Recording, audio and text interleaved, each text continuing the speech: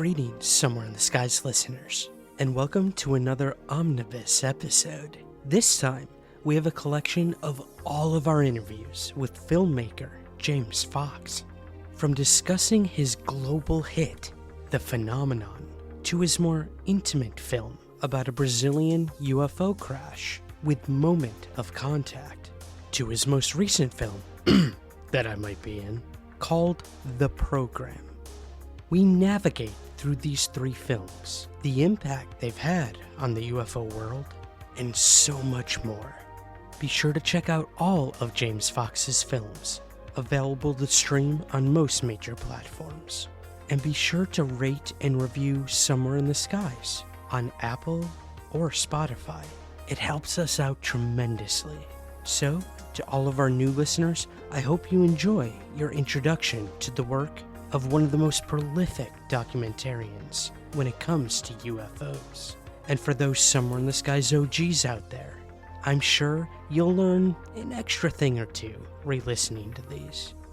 Alright, let's get to our Omnibus episode with James Fox.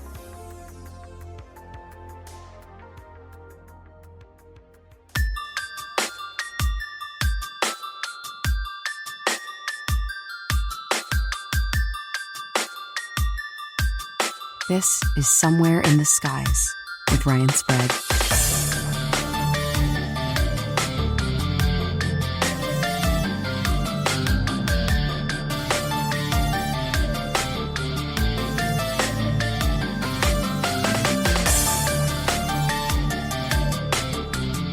Welcome, everyone, to another episode of Somewhere in the Skies. I am your host, Ryan Sprague, and today we are going to be talking about the number one documentary in the world right now, and that is The Phenomenon. And we're going to be talking to the creator and director of The Phenomenon. You know him in the UFO world. You know him all around television and everything in between, and that is James Fox. James, thank you so much for joining me today, brother. Well, it's about time we got to do this, huh? I know. I feel like I'm the last person on the planet to interview you. But hey, you're seasoned now. We can really let loose, and you can tell me some stuff that you haven't told anyone else. How's that sound? Hopefully I don't sound like I'm on autopilot. No, I'm definitely here to give you good, new, fresh information on, because there's so much to talk about. I could go on for weeks. I know, man. I know. And that's one of my questions, because I know, after having spoken to you at length while the process of this filming was going on, so much wasn't in the film for the final cut. So we'll get to that. But before we even talk about The Phenomenon, I got to ask you, how does it feel to finally have this done? We have been waiting just as long as you have, but probably even longer, for a film like this to come around in this medium. So yeah, how does it feel, man, to finally have it out there? That's a good question. And I thought that I would feel happier about it. And don't get me wrong, I'm very happy with the film and the end result of the film. But the level of trauma that I experienced in getting this film out, and remember, it was incredibly challenging producing a documentary, especially a documentary on UFOs. Then you're talking about a documentary that deals with alleged close encounters of the third kind. So I had all the worries of associations with very high-level government and military officials that I was terribly concerned were going to pull out the carpet out from under me once they realized they were connected to a film that deals with alleged telepathic communication with beings on the ground in Africa with the students. So I had all that in the back of my mind the whole time. I have to get approval. These guys have to sign. So that was a lot, of course, out of money all the time. And then Corona hit. As soon as the contracts had the ink dried on the contract for the film to be distributed in 1,500 theaters across America, which has been my goal since I was 25 years old, to that stamp of validation of having a documentary on the topic of UFOs in theaters. That was yes. And then COVID hit. So I didn't get that rollout, that red carpet rollout, and sit, quite honestly, in a theater with an audience of people, and you get that sense of completion, and I never got that. And so people think it's funny when I ask them, I really loved your movie. Well, hey, I'd love to hear about it. Tell me, what was your favorite part? Like, I never got that. You know what I mean? Right. I never sat in a room and got to see people's reactions of all this hard work. I felt, I know that a lot of people have been deprived of a lot of stuff during these incredibly challenging times. So I don't want to sound like I'm complaining, but I never got that full satisfied moment of looking around a room of an audience of viewers and getting the satisfaction of getting their feedback, their response in real time. So how do I feel? I'm really happy with the end result, and I haven't quite soaked it up yet. Yeah. Hey, man. I mean, again, this is probably the most tumultuous time either of us will see in our lifetimes, with everything going on in the world, in our country. And for the film to come out right now, I understand. It's a little bittersweet. Again, it did hit #1, which is incredible. But is there a possibility that we could see it in theaters once things kind of go back to normal, as people are calling it? There is definitely, we're having discussions about a limited theatrical rollout in 2021. There's a couple of people that we're in talks with about it. So yeah, that's definitely on the drawing board. And one of the things that I would like to personally make happen is I want to do a round the world tour. I want to go and have a massive screening in Africa, Europe, Australia, South America, China, a lot of the places that we film, and certain venues within the United States as well. So I'm definitely planning on doing something like that. But on top of that, there's discussion of getting into some actual movie theaters. So the answer to your question is most probably yes. Awesome.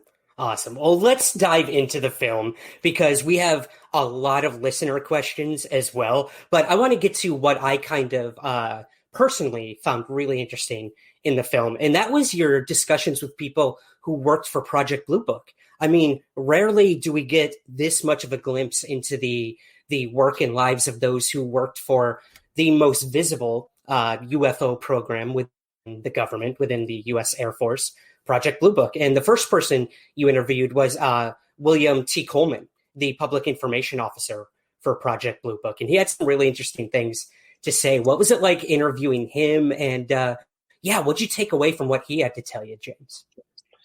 Well, I was shocked that he had never done a proper 60-minute style sit-down interview with really good lighting and really good audio and to tell his story, because Colonel William Coleman had one of the most dramatic UFO, and listen, I've heard a lot of UFO encounters, okay? Colonel Coleman, in my opinion, had one of the most dramatic UFO encounters I've ever heard. And I don't know if your audience wants me to go into a little bit of it or not, but basically, yeah, let's do it. Okay, so the duration of this encounter was roughly 9 minutes. It started off at an elevation of 9,000 feet. He was in a B-25. It was 1955 over Alabama. He had 3 other people in the plane with him. There were engineers from Lockheed Martin and Boeing. And they started, like I said, the encounter at 9,000 feet. It ended up at maximum continuous power at treetop level. And I said to him, "What do you mean by maximum continuous power?" And he goes, "If I went any faster, the engines would blow up." and he literally said he's chasing this disc, and they're all looking at this thing in broad daylight. They thought they're going to collide with it. He had to take evasive action, and he was so low that if he turned, he was going to dip the wing into the trees, and so he had to pull up, and he lost sight of it for a moment. But to hear this guy's encounter, a lot of time people think UFO encounters is some blurry light off in the distance. But, when you get an encounter with qualified observers, engineers, pilots, proximity of, like, we thought we were going to literally hit this thing. We're looking at it going, there's no exhaust vents, there's no wings, there's no tail, how is this thing flying? And it was truly spectacular to hear it from the horse's mouth. And then on top of that, to hear him describe that once the Air Force put him as public spokesman for Project Blue Book, which was the investigatory arm of the Air Force for investigating UFOs, what's the first thing he did? He went to find his report, because when they landed in 1955, Project Blue Book was in full effect, and they all took detailed, notes, or they filled out forms and detailed statements of the encounter.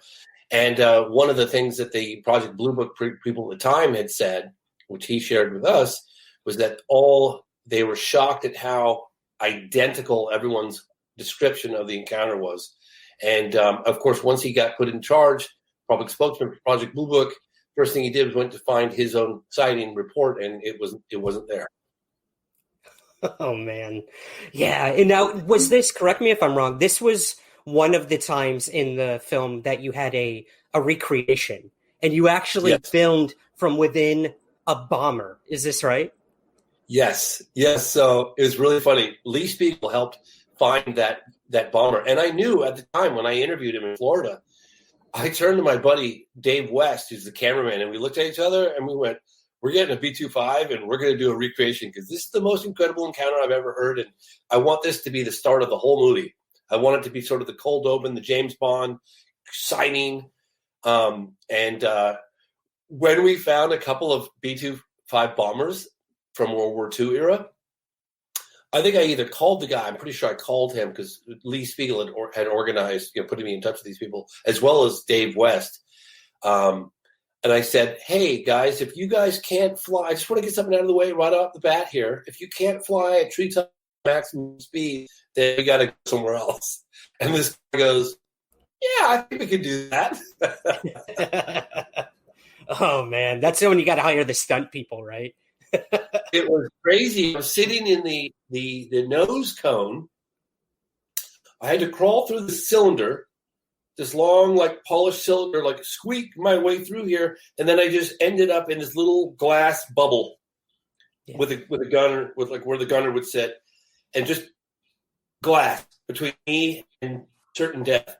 And that was a really weird feeling. It was really exciting and scary and all the rest of it. But what a cool, I don't hear people mention that section of the film as often as I was expecting. But that was a really, really amazing encounter, and I felt that it was a pretty good, within budgetary expectations, recreation. Absolutely. Yeah, it brought so much to the film. And I guess while we're on the subject of Project Blue Book, which is a big part of, I guess, as a playwright, I would say the first act of the play. We'll get to the second act, but maybe the first act of a film. Let's talk about Robert Friend. I mean, probably the most likable person to ever have worked with the U.S. Air Force. I mean, the smile on this guy is so endearing. And you got to interview him, and you were probably one of the last people to ever do that, because he unfortunately passed away not too long after you had interviewed him. And he is probably the one person who worked for Blue Book, other than probably Ruppelt, who really, really tried to get to the truth instead of having the Air Force tell them what to tell the public with this Project Blue Book. So what was it like interviewing Robert? And any interesting stories to tell about that experience? Definitely. So I'll start off with Jacques Vallée. And it was such a privilege and an honor to work with Jacques. And Jacques helped us assemble the pieces of the puzzle together historically in a way that, according to historians, has never been done before. Jacques lived a lot of that, so he knew. And Jacques, ironically, his favorite scene in the whole movie, and he loves a lot of it. He loves all of it. But his favorite scene in the whole movie is the smile from Robert Friend when I think he says, we didn't know what they were or something. I said, oh, so you guys closed it because you didn't know what they were? And he looks at me and he goes, or we closed Project Blue Book because we did know. And he gives this sort of smile, and it's like this little ding in his eye. It was awesome. Really powerful scene. Really, really a poignant moment. It's so just that look in his eye said so much. And Jacques he was like, that's my favorite part of the movie. I mean, he loves the children at the end too, but Jacques, that part in particular. And there are a handful of people that do comment on that. Not as many as I expected, but yeah, that's a beautiful telling moment in the film. Absolutely. And I think that's what really shone through in the film, James, is this isn't surface level. I worked for Blue Book. Yeah, we investigated UFOs. He tried to get to the heart of these people who were dramatically affected by the work they did. Like whether they believed anything was of extraterrestrial origin or not, or multidimensional, whatever they think the source of UFOs are or aren't, it affects them. And I mean, that couldn't be more true than probably my favorite part of the film, and that was the Socorro case. I know this is one of those cases that you've chased for so long. A lot of us have. And man, did you get to the heart of this one. You spoke to his wife, Lonnie Zamora. So I guess for maybe some of our listeners who aren't aware of the case, could you maybe just give us the brief rundown of the Socorro case? And then the stuff you found from the National Archives, these letters. Yeah, please enlighten us on this entire event. This is funny because this happened in 1964, April 24th, at roughly 5 p.m. in Socorro, New Mexico, which is about 44 miles away from Trinity site, where they detonated the first atomic bomb in 1945. So you've got a police officer, Lonnie Zamora, who witnesses a strange object in the sky, sort of a flash that catches his eye when he's in hot pursuit of a speeding vehicle. It's a Friday. He discontinues his pursuit of this speeding vehicle and goes to investigate what this potential light explosion or whatever it was. He thought there was a dynamite shack up in the hill. He thought, well, maybe the dynamite shack started off. He didn't know. And he came across an object in an arroyo that he initially was like, is that a car? Did it roll off down into the ravine? And like, are those two children? Like, what am I looking at? He slowly come to the realization that he's looking at something otherworldly. It's an egg-shaped craft, and there were two beings, small, diminutive figures in white suits, standing and sort of walking around the bottom of this egg-shaped craft. He got eye contact with one of them. He was still sitting in his car, and he was a couple hundred yards away. And he was leaning out the window with the car stopped, and he's looking at him. And one of them, look, I sat down with his wife, and she had an article that no one has ever seen that says he was actually calling out to see if they were okay, and that one of them turned and looked him in the eye. But that we don't know that for sure. But what we do know for sure is that one of the beings turned and looked him right in the eye. Lonnie then drove his car a little further around this little bend to get a closer look, and he got within 50 feet of the landed UFO. And as his car pulled up, he heard a big thump sound. He said it reminded him of a tank hatch closing. He was in the military, and he didn't see the beings anymore. And then he took 2 or 3 strides out of the car towards this object, putting him roughly 35, 40 feet away.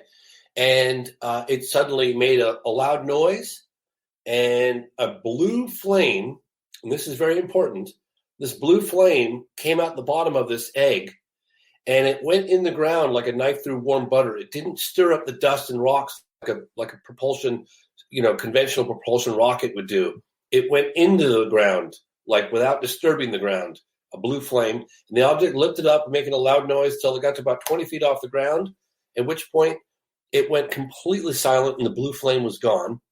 And then it just sat there motionless. He said you could hear a pin drop. It had a symbol on the side of it, which I'll get into detail on that in a second. And then it flew off to, I think it was the southwest over a place called Magdalena. In any case, first police officer would get on the scene.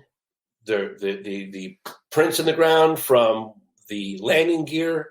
There were prints from the footprints of the two beings, exactly where Lonnie had said he'd seen them, corresponding to that.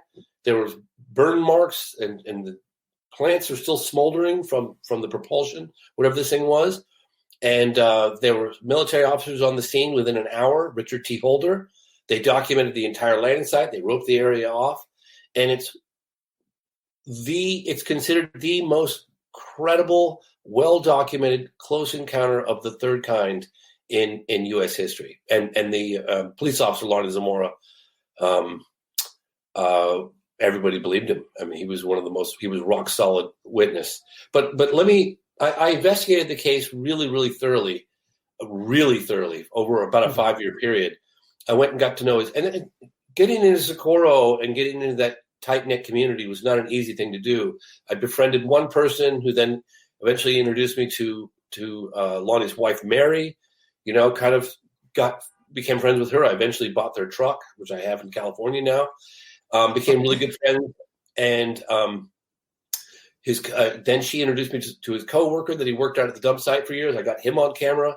I went to, I interviewed his daughter, Diane, which unfortunately that part of the interview, for whatever reason, ended up on the editing room floor. I met with his son, Michael. They all confirmed for me that two things. One, his wife said he was never the same after that day.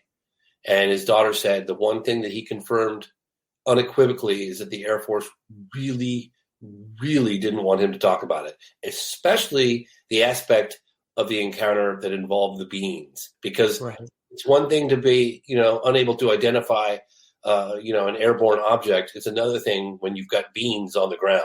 So that aspect of the encounter was really downplayed within the Air Force Project Blue Book files. But when I went to the National Archives with the guy who wrote the book on the case, Ray Stanford, Socorro Saucer and a Pentagon Pantry, it's the definitive book on the case. I went and stayed with Ray for like 5 days on the East Coast. It was really funny, and Ray had like the rocks from the landing gear, from the rocks breaking, and the landing gear scraping up against the rocks. He talked about these pieces of metal, shavings that came. I mean, this whole aspect of it didn't end up in the movie. But I said, Ray, we're not very far from the National Archives. Let's go, see what we can find. And he had so much resistance. He was like, James, that's going to be an utter and complete waste of time. Anything that could have been found 50 years ago was already found. And we got this kind of argument. I was like, well, that kind of, attitude, nothing is going to be found. I said, well, I'm going. And he said, fine, you go. We got kind of an argument. And I stomped out of his house. I jumped in my rent-a-car. And I started to back out of the driveway. And I see his face look out the curtains from the kitchen or from the living room. And he kind of peers out. And he looks at me and he gives me this like, just hold up, just wait a minute. So he comes out and he goes, okay, I'll come with you, but I'm taking my own car because after 10 or 15 minutes, I'll be thoroughly, just done with the whole prospect of finding anything. I said, fine. So he jumped in his car, I jumped in my car, and off we went. Well, without boring your audience to death with the details, suffice to say, we eventually get the manager, and we're like, look, we've been on this floor, we've been on that floor, we get the microfilms. This guy right here, Ray Stanford, was at this landing site, was at this location, investigated personally this case, and we know there's a lot of documentation that's just simply not in the microfilm files, and we're not finding it. And he goes, okay, I'll tell you what. You guys go get some lunch. Let me see what I can do about this. Come back in 20 minutes or half an hour, what it was. So Ray and I kind of looked at each other. We're like, okay, this is kind of exciting. So off we go. We have some lunch. We come back. Out this man comes with a cart on wheels, all these folders, all original Project Blue Book folders, okay? Not microfilms, not copies, all originals. Wow. When this cart rolled out, there was a golden glow around it. I mean, I'm not kidding you. It was like, oh, like, and it comes out, and Ray and I looked at each other. We were like giddy as kids on Christmas morning. Like, we couldn't believe it. And Ray looked at me, and I looked at him, and we both were like, oh my God, I can't believe this is happening. So we like go back, we get this whole thing, and we're like, oh my God. We're like, take this out. And they're like, okay, well, you got to put some gloves on, and you got to sit down, and you got to take one paper out and put a placement holder in. And we're like, geez, it's going to take forever. Got to walk that paper over to a printing or make a copy. And we're like, there's got to be a faster way. Well, I had gone back, and I was thinking to myself, well, hell, we got the originals. I'm going to go back to 1952 and see what I got at Project Blue Book. So I went back to the desk, and I said, hey, we loved, if you wouldn't mind terribly, we'd love the Project Blue Book files from 1952, because I was like, what the hell are we going to uncover from the 1952 sighting? Statements from the pilots? Like, come on. So She goes, "Sir, actually, we kind of made a mistake. We weren't supposed to give the originals, but since you have them, you guys can have them until we close." I said, "Well, okay. Well, I take what we can get." I said, "Well, is there a faster way to do this?" She's like, "Well, you can go get your own flatbed scanner and you can bring it to. So I said, "Ray, wait here." I went up to an Office Depot. I got myself a big glass flatbed scanner. Boom, set that thing up. We were like a well-lubed machine, man. We're going through there. All of a sudden I look over, and we've been there for like 5 hours, right? We were going to go there till the sun was down, till they were locking us out. I look over at Ray, and Ray is holding this document. He's sitting right next to me. He's holding this document. And he's got a tear in his eye, and he goes, I found it. I found it." I said, "What, Ray? What?" He goes, "Oh, my God. It's in Dr. Hynek's own handwriting." He goes, the symbol that has been a point of contention for all these decades. For 50 years, he's been telling people have been telling him he's full of doggy doo. What had happened was the initial symbol that was seen on the side of the craft that was rather large in red. And remember, Lonnie came within 35 to 40 feet from this object that was sitting on the ground. Okay. He saw this thing really well. Well, when the first military officer got on the scene, Richard T. Holder, he was like, "Look, we got to change. We got to obfuscate. We got to change this symbol and say it's something else, so we can immediately identify any hoaxers that are saying, 'Hey, we saw the same thing.' They would know immediately it was a hoax." So they went from the symbol, the real symbol, was an inverted V. I don't know why they don't just say an A, but it was an inverted V. Okay, like this, with a line here, and one line at the top. That was the original. So it's like this with lines, 2 lines here, and then one across the top, right? So, and Ray's been saying this for decades, for 50 years he's been saying this, and no one's really believing him. There's all this controversy swirling. Even Kevin Randall wrote his book and didn't put the real symbol in, and I had a kind of an issue about that. But in any case, we found it. And not only did we find it, we found it in Dr. Hynek's own handwriting, and he didn't describe the symbol, he actually drew it. So, Wow. yeah, I know. It was a huge find, like a huge big deal. And that document didn't even end up in the movie. Can you believe that? I know. It's unbelievable. People go, I know. Believe me, I know. But I'm telling you, we had a screening of the film multiple times. And the last screening I had of the movie, dude, I spent a month in China. I went to South America investigating the Virginia landing crash case from 1996, which is largely considered the Roswell of Brazil. I couldn't get it all into one movie. I just simply couldn't do it. And so we had a last screening of about 200, maybe 170 to 200 people in a theater. When we had a rough cut with my voice, Peter Coyote hadn't laid his tracks yet. And I can tell I'm the director, man. I look around, I know when people are losing interest. And after the 2-hour mark, people were kind of like looking at their watches and adjusting their seats. Some people were going to the bathroom. I was like, I got to cut this. I got to cut this stuff down. And so we were brutal about it. And there were times, in the edit room, I'm not kidding you. One time in particular, I had a whole block of stuff in the timeline. If you know, I had an editor and software works. You got a timeline, you got your video clips, your audio clips, things of that, your special effects, filters, whatnot. And you have multiple backups of the timeline. But there was one section of the timelines, big, must have represented 2 years of work, maybe 2.5 years of work. And I had to close my eyes and delete it. And it was literally like a gut punch. Of course, nobody misses it because they don't know what was in there. But for me, knowing what we're into getting all that stuff, it was literally when I hit the delete button, I went, it was a physical, But we had to do what's called killing your darlings. And, the film had to have a flow. It had to continue, we did what we had to do. And so I get it, man.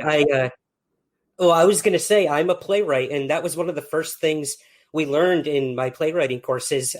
Instead of kill your darlings, my professor said kill your babies, which was a little controversial, but it's true, man.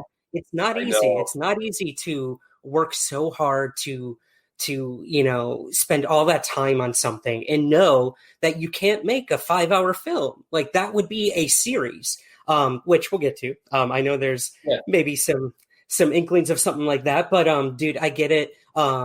Varhinia is one of the most amazing cases. I know how much you hold that one close, so that had to be really hard. I understand. Oh my God. I was knocking on doors in the town of Virginia, going to the town square, following leads. Like, I'm telling you, man, you have no idea how hard I worked in Virginia.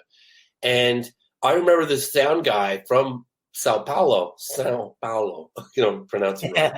And he's looking at me like I'm this crazy American investigator. He's like, what do? You can't just knock on people. You out of your mind? Like, you can't just ask random strangers in the street. I was like, I did, and I got results. And I'll never forget when we interviewed the sister of the military police officer, Marco Ceresi, who died after allegedly handling one of these beans.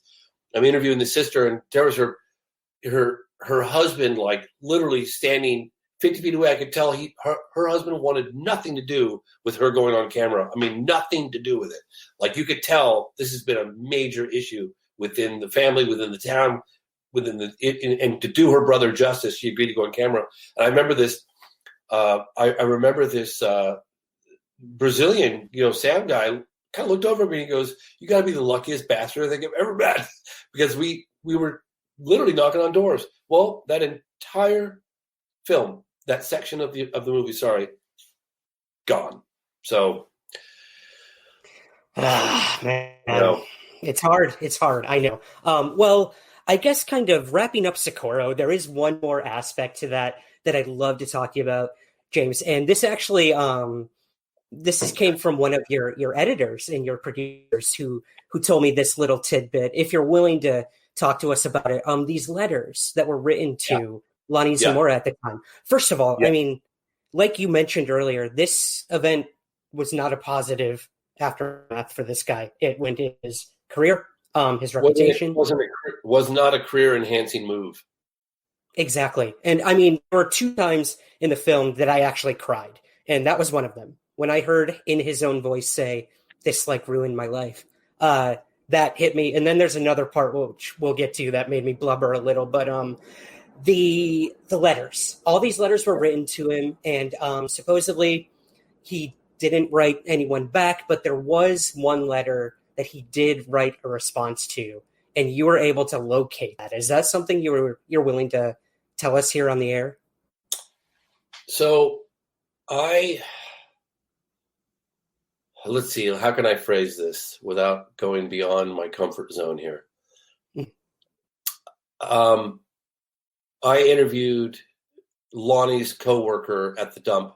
I think they worked together for 30 years. I'd have to look at that to know for sure. And it was very, very difficult to get this guy to go on camera. I mean, extremely difficult. I mean, it took like locals really working this guy. And he finally agreed.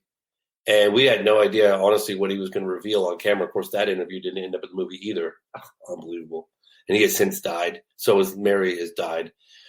I'm not sure if the local sheriff that I interviewed has died yet or not, but I interviewed him in the ICU. That ended up on the room floor. But anyway, we basically learned that there was possibly some evidence that could still be in Lonnie's house. In lieu of calling, I went there physically and I talked to his wife, Mary, and shared with her the news that I had. And then I offered to rent her house for a couple of weeks and basically turned it upside down, which I did. And if I told your audience the lengths of which I went to find said evidence, we'd be here all night. But suffice to say, I do not give up easily. Okay, I turned that place upside down. In the process, I found a black duffel bag in his police locker in a shack, shed outside away from the house. And inside was meticulous keepings of newspaper clippings, articles, letters of correspondence, most of which were never even opened. Some of them were opened and clearly not responded to.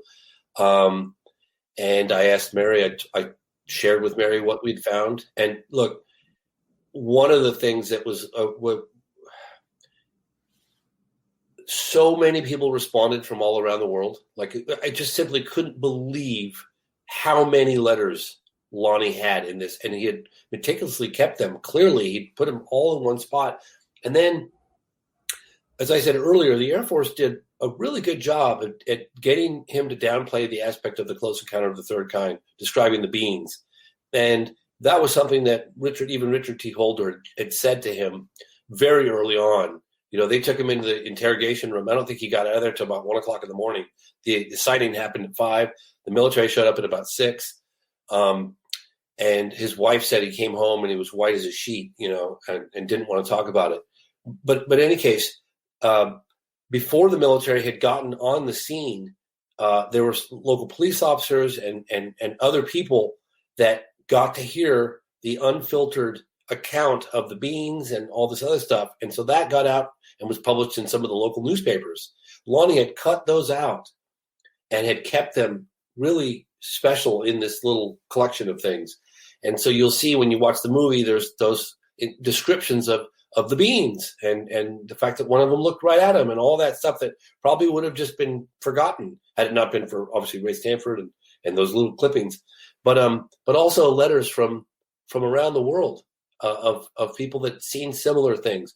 There were also many references to people submitting photographs in the letters. Okay.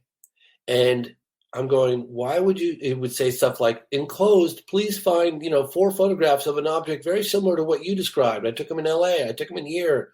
Like I got a number of those letters. And I'm thinking to myself, why are the thing is opened and there are no photographs in any of these envelopes? Well, I talked to his wife, Mary, and Mary said that he had an ongoing relationship with the Air Force. They would come back and check in on him, call him. There was a correspondence that went on for quite some time. And I'm convinced, based on what I saw, that, and I know you asked me about a specific other letter that he did respond to, but I will say that I'm convinced that people sent him photographs of similar objects because he was like the epicenter of UFO sightings in America at the time. In fact, probably the world, because it got so much attention, and that he gave those photographs over to the Air Force. Because why else would someone say, here, please find enclosed these photographs of, on a couple of occasions in letters, and there's no photographs. Like, Yeah. what else? Give me another explanation. Yeah. Wow. Yep. I mean, again, like that's the thing when it comes to these cases, they happen, but then things continue after that. So the fact that they buddied up to him and probably confiscated those photos says a lot. And again, we won't go into all the specifics, but it was a very powerful part of the film. Oh, thank you. And one of my favorite parts too. There's one more thing I want to mention, and Yeah, this please.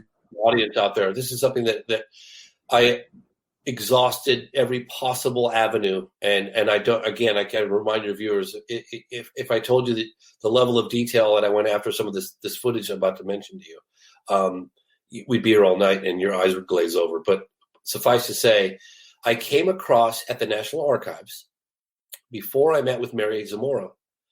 I came across letters from Quintanilla, who was Project Blue Book manager or chief project officer at Project Blue Book at Wright-Patterson Air Force Base in Dayton, Ohio at the time. Okay.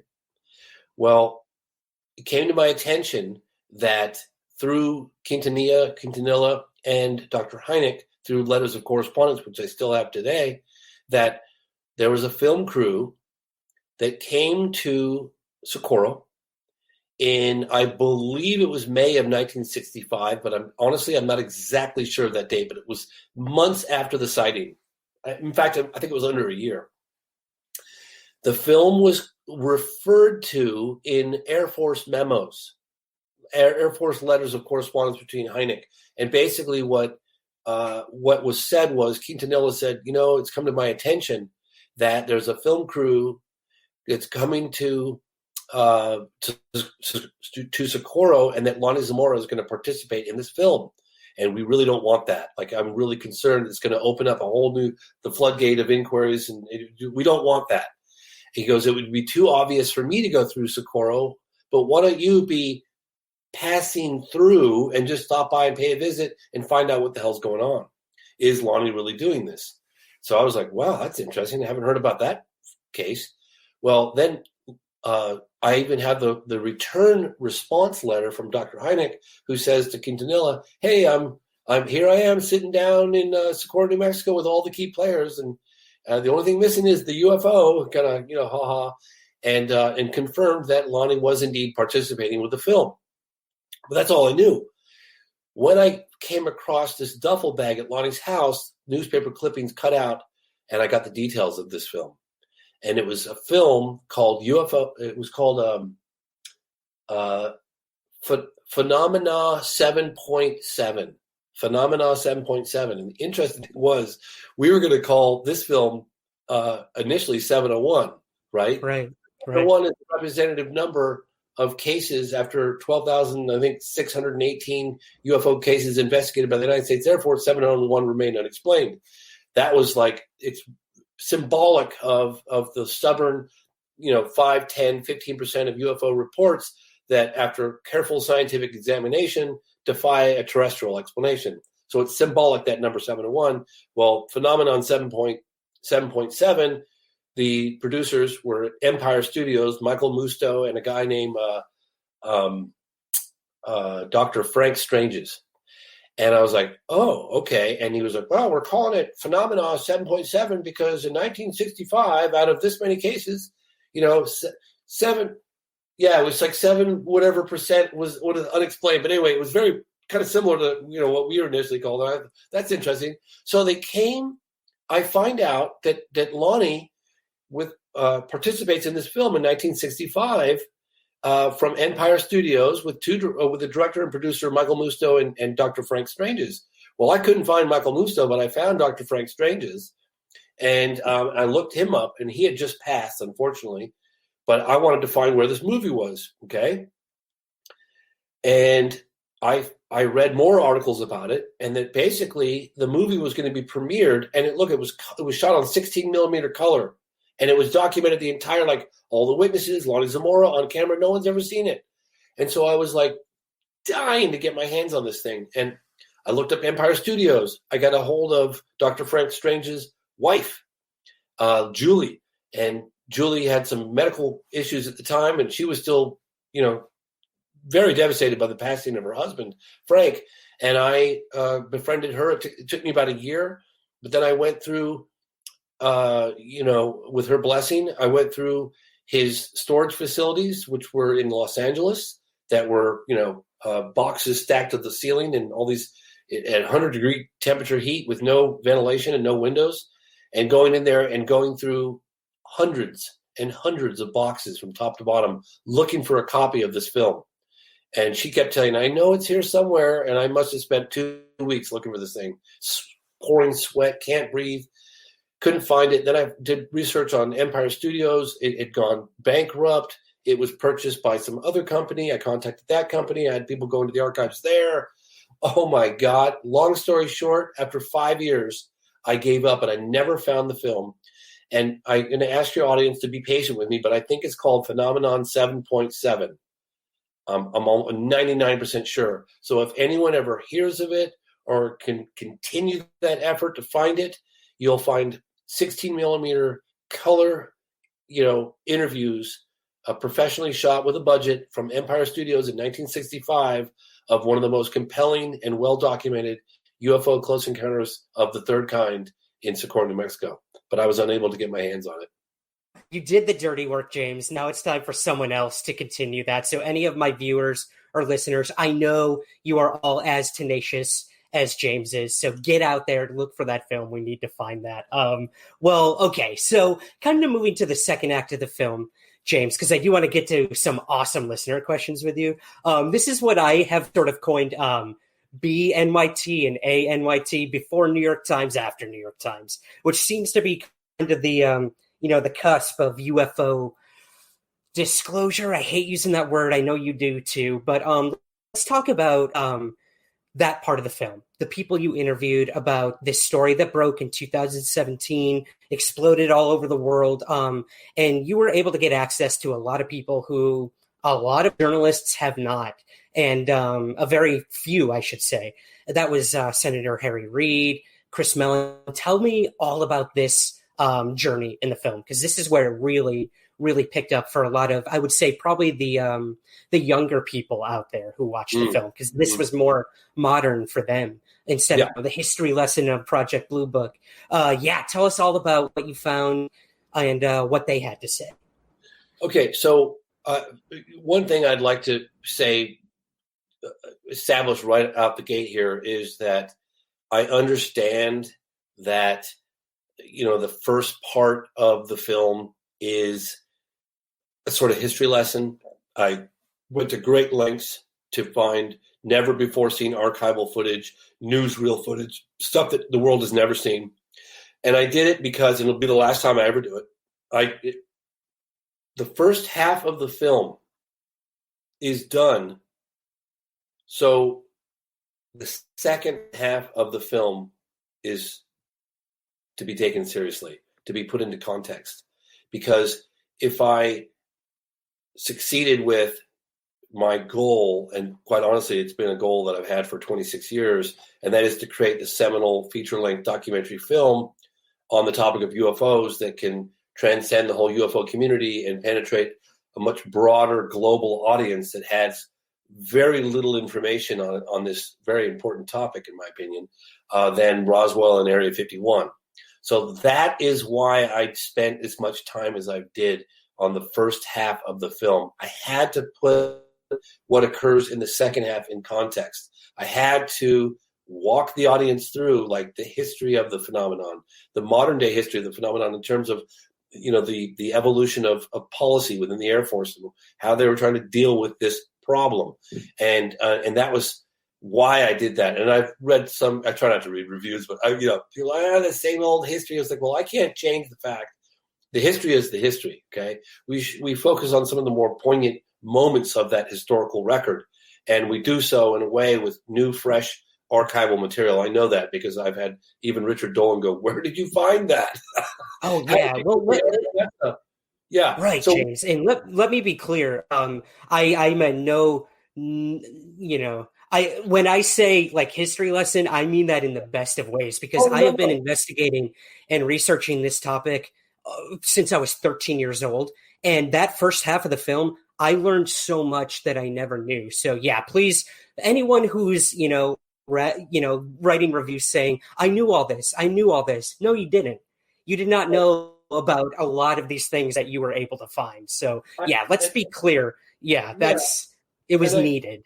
I had to do it. I just had to, because like I said, they're not going to look. I know my reaction when I heard about the Rua case in the 90s, when I was doing a film on UFOs in the 90s, 3 years after that case happened, 1997, I'm trying to get an interview with Steven Spielberg, just naive enough at the time to think I could pull it off. And Steven said, through our mutual friend Janet Yang, hey, going to go ahead and not meet with you, but I do want you to know there's this case that you should look into since you're doing a UFO film. And it's a landing and a reported close encounter of the third kind. It took place in broad daylight at a school in Africa. I'm thinking to myself, yeah, right.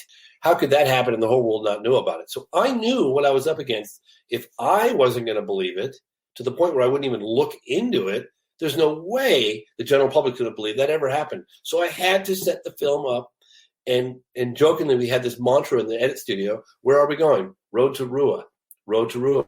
We're in a courtroom. We're presenting our case, and we need to build our case and to get to the point in which the audience may just walk away from watching this film thinking that incident really did happen.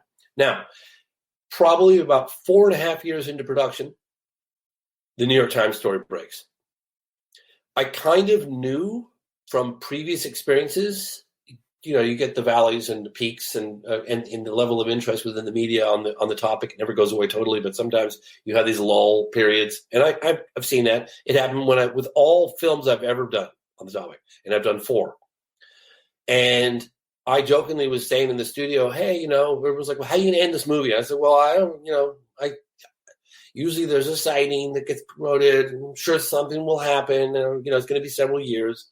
But I had no idea that the secret Pentagon program ATIP was going to wind up on the front page of the New York Times, and that a household name, Senate Majority Leader Harry Reid was going to be the guy who launched it. I mean, my God, that was like the most explosive thing that could have possibly happened. I mean, granted, it added a couple of years of production onto the film, but my God, what a wonderful, wonderful thing to have occurred. And everything has changed since then. You asked me, how do I know that? It's because I've got people around the world that have been heckling me for decades on my research into this and my films into this. Less so, more recently, but when that story broke, I had people all over going, maybe you were right. Jesus, James, I can't believe this. This is amazing. It really changed the climate significantly.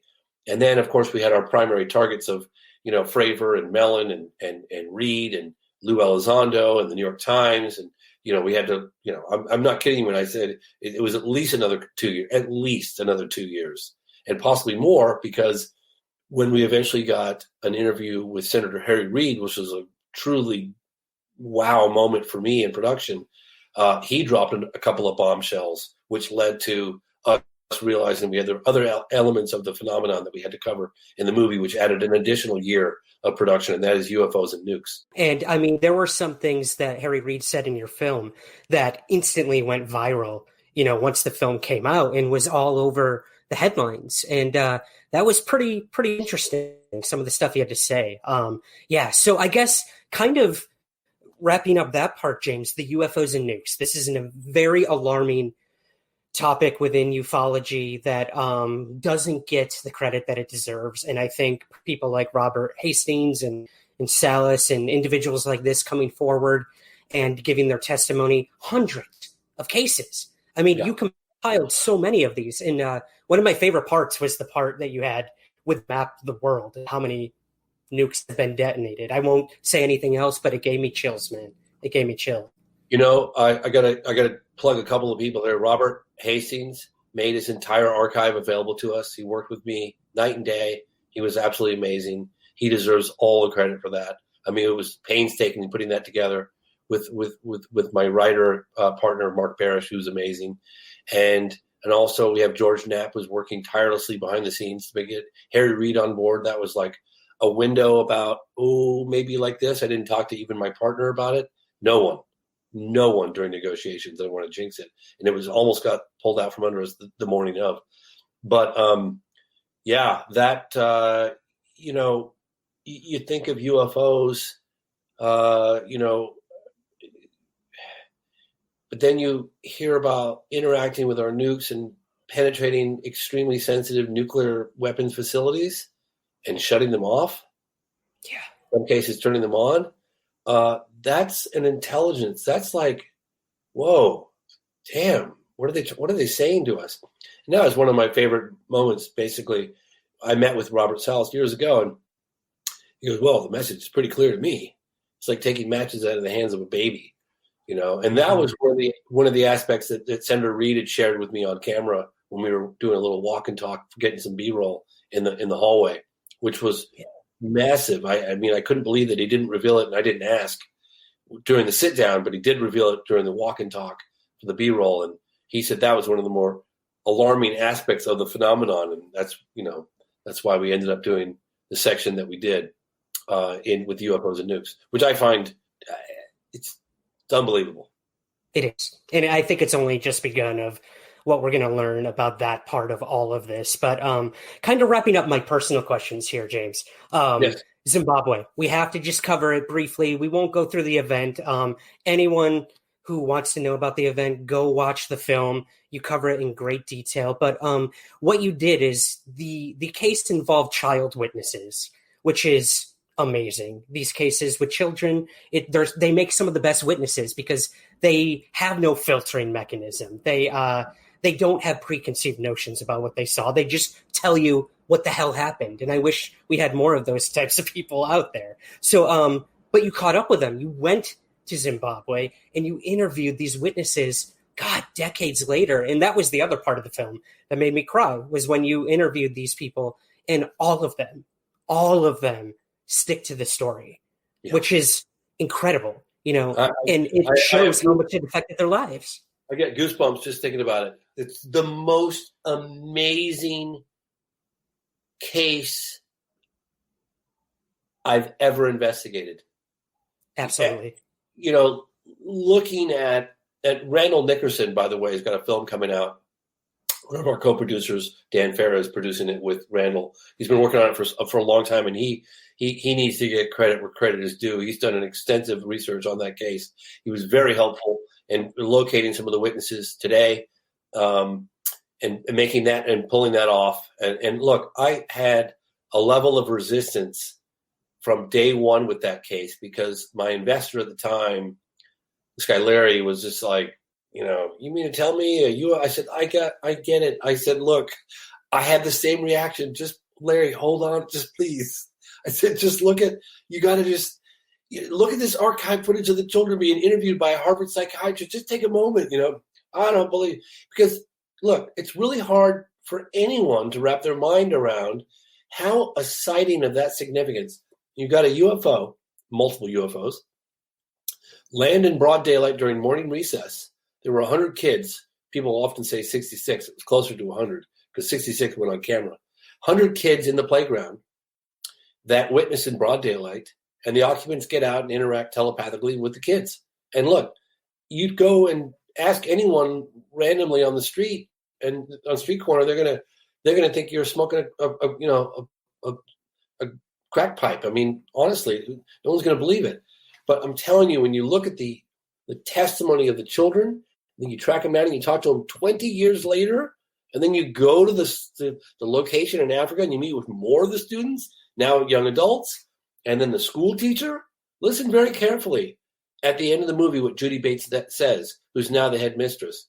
You really have to pay attention and listen to what she says, because she apologizes to the children for her behavior at the time, her unwillingness to sort of back the kids up, and then sort of confirms that she was dealing with stuff from her own personal experience of that incident. It's quite remarkable.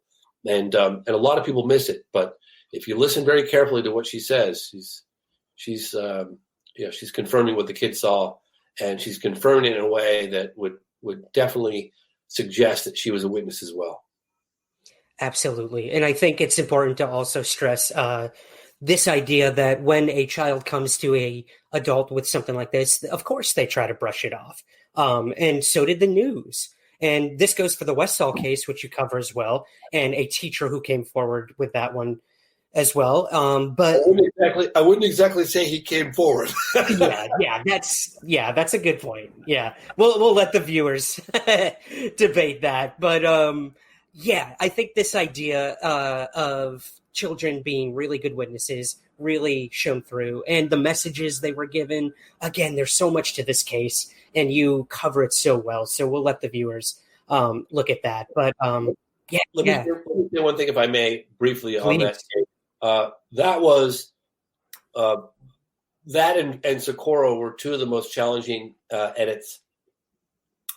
Clearly, there's so much content. Like I said, Socorro, I interviewed the whole family and coworkers and local sheriff and all the documentation. I mean, there's only so much you could put in, in 10 minutes, 15 minutes. That case, Zimbabwe, Rua, we probably spent over 1,000 editing hours on that piece, and it was pretty good. And I eventually got a new writing partner, this guy, Mark Barish, and he is an incredibly smart and talented guy who just happened to have worked with John Mack during that time in the 90s and even traveled to Africa with him. That case was very close to his heart. He'd been thinking about it for 20 years. In fact, he founded a company planting trees after he heard about the testimony from the children and the environmental impact and all that stuff, and he's since responsible for planting 10 million trees.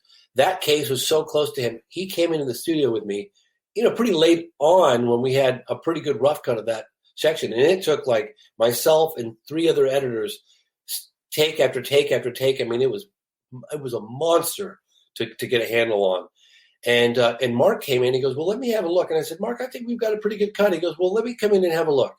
So he came in and had a look, and he was one of those guys that was so fastidious about everything that it was like annoying, because I'd sit in the edit room just going, look over at him like, come Mark, he goes, I know there's a statement here with one of these kids. And we're looking through like 15 hours of material. It's here. No, this is important, James. And I'm just totally annoyed, just going, oh, come on. Like, I've been working on this for years. And he was right. Mark was right, because Mark made these little changes, these little bits of testimonials that may seem insignificant at the time, but that just add that next layer of not only credibility, but storytelling that really got that section to really pop. And, the ending was kind of an accident. I think I've talked about this before, but I was amazed at hearing the accounts of the children now as adults, hearing them after having 20 years to think about and process, this whole event. A lot of them had never even spoke to their partners about it after all 20 years because they were tired of defending it. But listening to the adults, talking about an event that occurred 20 years ago as if it happened yesterday, the level of description of the encounter, and watching them draw what they saw. And I created this whole montage of the adults' voices, but them as children. And I worked really hard on it. I spent weeks and weeks on it, and I didn't know where to put it. And so I sort of bumped it to the end of the timeline. And I don't know if you've heard this or not, but I was like, I like this. I like where this is going. Because sometimes when you're in the edit studio, you just try things out. Like, do I like this? Does this work? This might work. And like a lot of times you scrap something, but you don't know. You have to explore and go down that rabbit hole. And I did. And I was liking the direction it was going. You looking at the children's faces, but you're hearing them as adults talking about the impact and the effect it was having on their emotions and all this stuff, and the adults not believing them and not even offering them support and extracting all this information out of them without actually giving them therapy and like helping them understand like what had just happened. And it was really great little moment. I took that chunk and I put it at the end of the timeline, and I said, I'll revisit that in a few months. Well, during that period, I inadvertently, totally accidentally deleted the audio of all that hard work I'd done. I mean, we're talking like weeks gone. And I was like, oh my God, I can't believe I did that. I was like, I don't know if I have the courage to try to do that again. I was like, And the player head one day just kept going because I forgot to hit the space bar, which stops the player head in the timeline. And it plays over the children's faces that I'd edited with no sound. And there was like some soundtrack, there was music playing, but no interviews, no them talking, just the faces, music. And I went, oh my gosh, wow, that's powerful. Just, they say an expression is worth 1,000 words. Boy, all the expressions of those children's faces right after the incident was the most powerful thing I'd ever seen. Yeah. And I knew right then and there, I was like, this film's ending with the children. That's it. And exactly, man. Well, and I think that's what this film is about. I mean, it ends with the next generation always.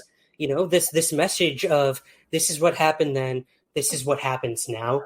Whatever these intelligence are that presumably visited these children, or what message they wanted to convey, they did it to the children for a reason. And I think that's really stressed in what the kids, now adults, have done with their lives. I mean, you showed what these people did with their lives after saying that this event affected them moving forward.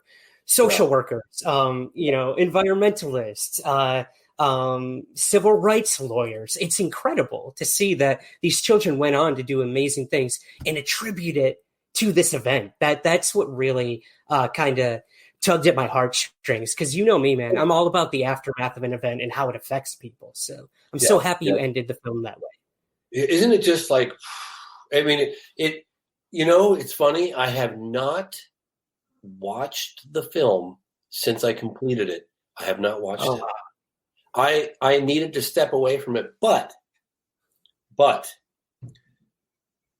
I say this to your audience, like when you eventually, if you rent the film or if you buy it, if you do decide to purchase it, you got to get it on iTunes or Vimeo, because you get 3 hours of bonus material for the same price. Other platforms, unfortunately, just didn't offer that.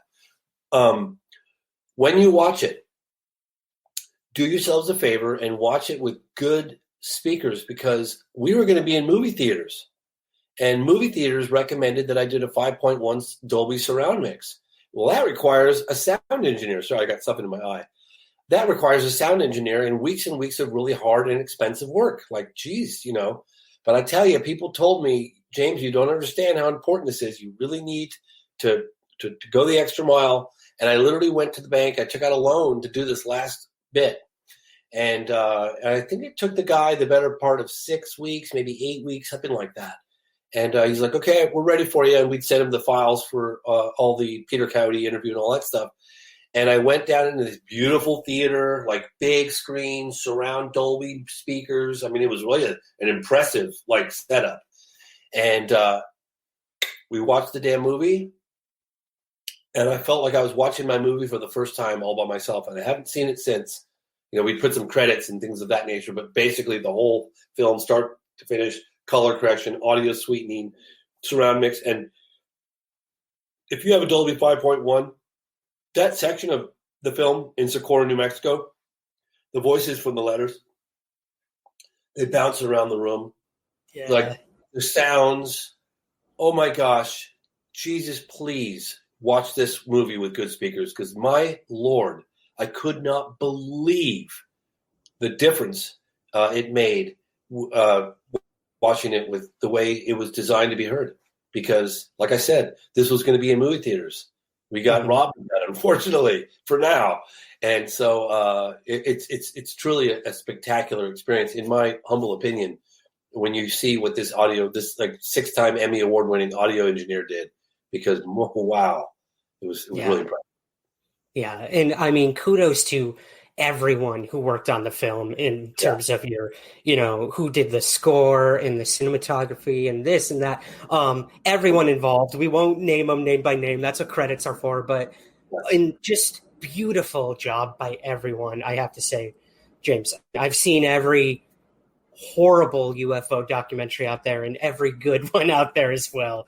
Suffered through some bad ones, but dude, this just hit every mark that a UFO researcher could hope for in a UFO film. So I would love, if you're willing to stick around, I will fire through some listener questions here. Is that cool? Yeah, totally. Awesome. Yeah. I never have received this many listener questions for an episode. So this is fun for me. It really depends on how much you're willing to share, but let's just go through these, man. Some of them you already answered. So apologies to those out there if I don't get to your question. Let's see here. Rick on Facebook asks, Luis Elizondo endorsed the hell out of your film, saying it said things he could not and that it was entirely accurate. That is a hell of an endorsement coming from the former head of the secret Pentagon UFO program. So Rick wants to know, given that most of the film was about a non-human intelligence, James, what are your current thoughts about the alien theory?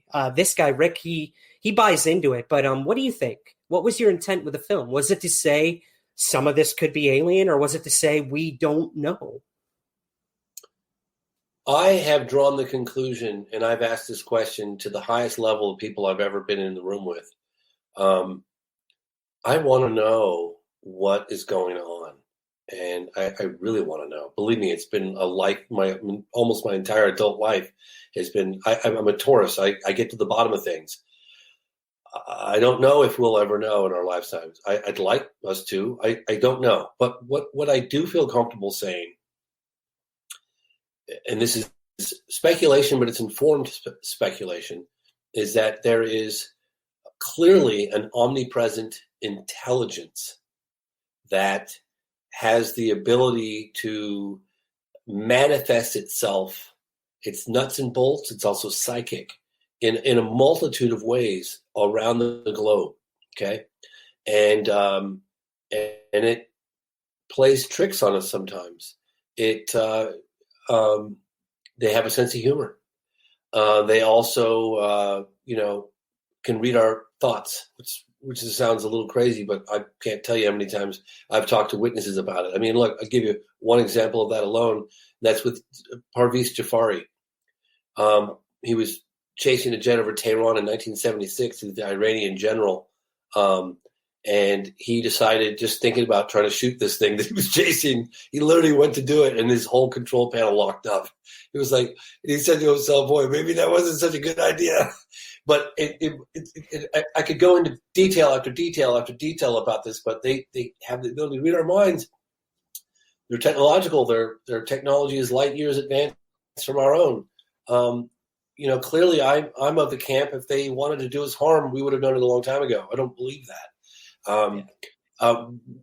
One of the things I learned sort of organically in the edit room is I was working with this guy, Lance Mungia. He's a great guy. He was an editor. He came over with some fresh ideas and thoughts and came up with some brilliant, brilliant strategies. But he goes, James, we should really, and David Marler had all this wonderful archive audio and stuff, newspaper clippings and everything. And he goes, we should take out a map and see where these sightings are all happening in the 40s and 50s. And, so we took this map out, Texas and New Mexico, and we're going, oh, look at this.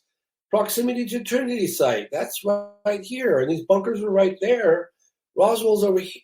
And we're going, that's interesting. This level of activity all around this, within proximity to all this nuclear activity. Well, what does that say to me personally? Then we looked into the UFOs and nukes aspect of it. They're clearly interested in our nuclear capabilities, or the birth of the atomic age. I mean, that's all that stuff was happening right around that hot spot. And we made that correlation. Of course, we read about it, but to actually be in the edit room going, looking on the map and putting pins in going, there's got to be a correlation here, And so maybe it's a parallel universe, or maybe it's, another intelligence that's paralleling ours that, Yeah, possibilities are endless, man. Us from the future, All of the above. I don't know, but they definitely, I feel very comfortable to say they clearly have an interest in our atomic and nuclear capabilities. No question about it. Yeah, tell me about it. Yeah. Well, okay. So Craig on Twitter asks, James, have you gotten any feedback from those in government who've seen the film? And if so, is there anything you could share with us? Anyone, top brass or anything reach out to you after the film came out? Yes. So I know, my understanding is that both Biden and the Trump campaign got either a briefing or a copy of the film. I know that it's been making the rounds at the Pentagon because we got a call from a former CIA guy who confirmed that was happening, some of which were happy about the fact that the film was coming out, and some of them were not, because obviously, we deal with Roswell, the potential crash of an alien spaceship, and I think they'd rather that just disappear, and because it's one thing to talk about unidentified flying objects around, buzzing around the skies. There's another one to say we've actually recovered one of these things. Yeah. No, pretty clear indication that there's been a level of interest in the White House and among different camps in the Pentagon, for sure. And look, this is not a quick flash in the pan journey we're on here, getting the film out. This is going to be probably the better part of a year process with, different screenings. We're in talks with, different streamers for global platforms. We're not in a hurry. We're putting the film out, and we're going to get it out to the whole world. And that process is going to take the better part of 2 years. A year. Excuse me. Yeah. Hey, slow and steady race, man. Every time. All right. Well, our resident quantum physicist, Deep, he asks, beyond isotopic ratios in relation to the samples that Gary Nolan and Jacques Vallée were in possession of, James, and had tested, was there anything else anomalous about the samples, to your knowledge, that Jacques Vallée is in possession of? So what ended up in the film is what got the teeth pulled out of it at the end because of a couple things. One, Jacques is very cautious of not making any concrete assertions without peer review, as well as being published in a scientific journal. So I know that Jacques was very, very concerned about maintaining a fairly conservative position. I know that Gary had his concerns with this association with Stanford University and that aspect of it. So we kind of had to tone it down because when we got in the actual lab, they were revealing a lot more, which would unfortunately end. They needed to get approval. It had to kind of get signed off on, and so we kind of toned that level of it down. But I do know that, and look, I'm no scientist, okay? I'm not going to even pretend like I am. But I do know that the level of excitement was pretty high when they were looking at something that was manufactured, that was engineered at an atomic level. And they didn't know exactly why or how, but that was, Kerry felt quite confident that they will find out, and that's going to potentially lead to other breakthrough technology and this sort of thing. So that's about as far as I can go on that. Yeah, I think that's about as far as a lot of us can go with that in terms of our scientific knowledge of isotopic ratios. Yeah, but hey, look, even people like Tom DeLonge and To the Stars Academy and whatnot, they've got the same sort of, not the exact same, but materials they're in possession of that are manufactured at the atomic level as well. So there has to be something to it. Only time will tell. But Luis on Twitter asks, James, you dived into CE3 cases in the Phenomenon film, and I was wondering if you will continue reporting and investigating credible close encounter of the third kind or more cases in the future. And she also asks, and this is probably the most popular question, one of two most popular questions, has Joe Rogan contacted you yet?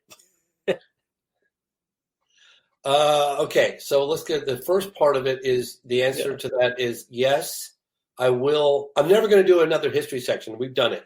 Moving on, okay? So now, like, for instance, the Varginha case, I'm clearly going to do something with that. We're in talks with major streamers about a miniseries. No question of that. In terms of people like Joe Rogan, sit tight. Yep. We'll leave it at that. Yeah. Always leaving us with something, James. I love it. Tom on Twitter asks, you've talked in recent interviews about how you have consistently run into reports of UFO witnesses encountering men in black, something that we didn't really talk about in the film or in this discussion. So do you have any theories about the purpose or origin of the men in black? Yeah. What are your thoughts on the MIBs? I didn't believe it. Well, I wouldn't say I didn't believe it, because I talked to people dating back to the 90s that I'd heard these reports, and I was just like, I don't know. It's almost like they went over my head. I would hear them, and then it just wouldn't register, because I'm thinking to myself, come on, really? Like, these guys showed up in suits, like, really? Come on. But then I heard another one, and another one, and another one, and 5 years later, another one, and another one, and another one, and another one, and really credible reports of another ones. And finally, I was in South America meeting with the mother of two of the daughters that came face to face as one of these live beings from that alleged crash in Varginha, Brazil in 1996. And then I'm talking to the mother in her home. Like, I mean, this woman is not trying to sell crazy. And she's just like, yeah. And then these guys in suits came over, and I went, okay, I've heard enough. These guys exist. And sometimes they're menacing, sometimes less so. Sometimes they're there to take whatever evidence. They're from an unknown government agency. I know that I talked about this a little bit with Christopher Mellon, because we've been doing a lot of interviews together. And I'm not sure if I went beyond his comfort zone when I started talking about it, from my personal experience, from people that I've talked to, witnesses, and I can give accounts until I'm blue in the face. I actually checked in with Christopher Mellon after that last interview that we did together. I was like, oh, I hope it didn't go like beyond your comfort level. I don't want to associate you with me, you know. And he goes, no, you didn't say anything that I was uncomfortable with. And I was like, okay, I just talked about Men in Black, and you seem to be okay with that. But look, I didn't believe it.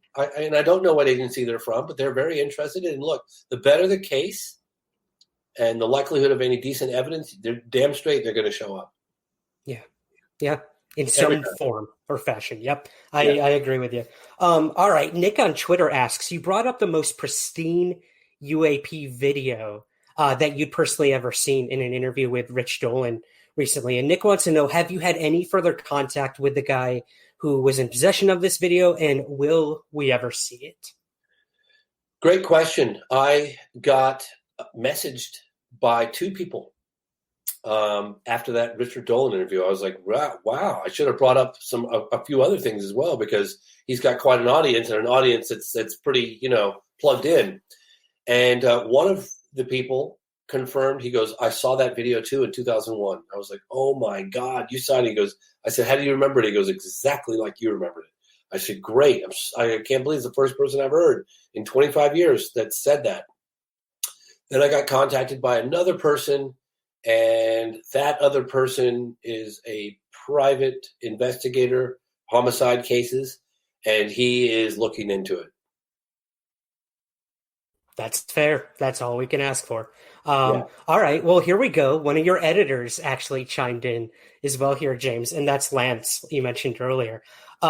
He wants to know what through lines of a cover up that you found via investigative journalism, stories about people, being forced to shut up, or about what they saw, being paid off, threatened, humiliated, physical evidence that was disappearing. He put it. Yeah, what do you think? Is there a clear cover up in all of the research that you've done? Hi, Lance, by the way. I think that Lance knows where the bodies are. I really do. I'm kidding. I'm kidding. Wouldn't put it past him. Yeah, no, it's interesting I think one of the most telling moments for me was when I was in Australia and I met with a couple of witnesses that had been silent for 50 years. One of them was a school teacher. It was a science teacher. And I know that he was a witness because I talked to all the papers, but I also talked to the then children, now adults, that were standing next to him.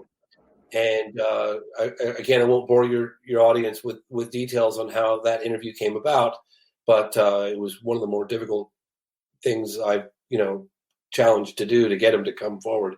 But he said that he had met visits from guy.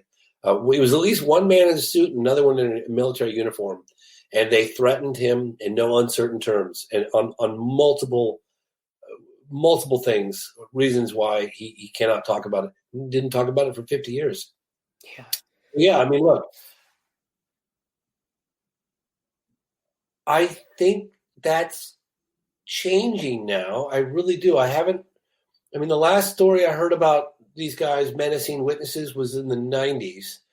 And I'm just trying to think if I've heard any more recent cases. Well, the 2006 O'Hare, but I think that was more of a question of the United Airlines not wanting to be associated with pilots who see UFOs or staff that see UFOs. I think that was less of a government shutdown or cover up, less so.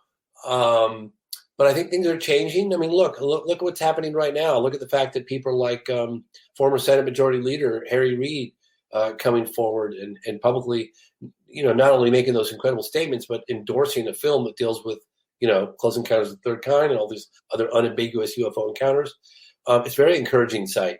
Christopher Mellon, all the work he's doing, Lou Elizondo, whether you like Two Stars Academy or not, that's quite an influential group of people getting together and making stuff happen. And so I think I'm incredibly excited for the future of this. I really think that we might just be reaching a tipping point. I honestly believe that. Mm-hmm. I do too. And we'll get to that in a minute, what the government is currently doing in terms of the UFO issue. But let's get to this one here. Derek on Twitter asks, do you believe that full disclosure would fundamentally change humankind? This, big, grand, capital D disclosure. I mean, I know you're not a big fan of it. I'm not either of it ever happening. But yeah, if it did, James, what would change? Everything or nothing?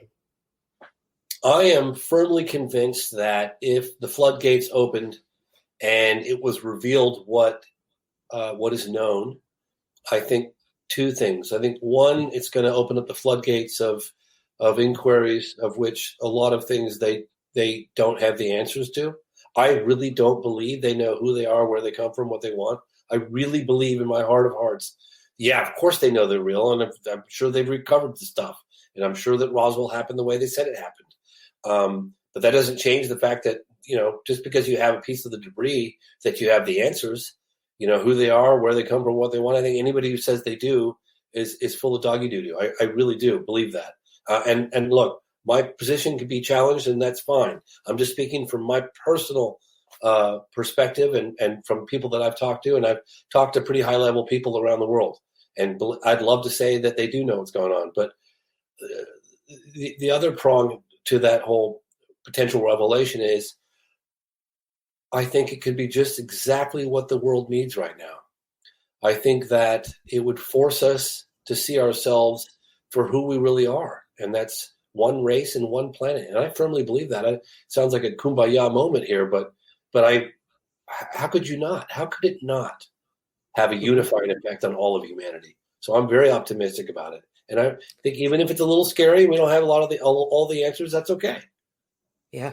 I don't think we're ever going to get those answers. Honestly, that's my personal opinion. And I think you're right. I think the world is not doing too good right now. A lot going on. And I'm not just talking here in, these very Western eyes that us Americans usually look through. Yeah, we've got political turmoil. We've had it in the past. We'll have it again. But a worldwide pandemic. I mean, this is killing the world. The world itself is dying every day from the things we've done to our own planet. So, hey, if there's going to be some sort of intervention from another intelligence, I think we're inching closer to them finally being like, let's cut the shit, let's help them out, and then let's see what happens. It's really funny. I've thought about this in the past, and again, this is just total speculation. I need to emphasize that to the 10th degree.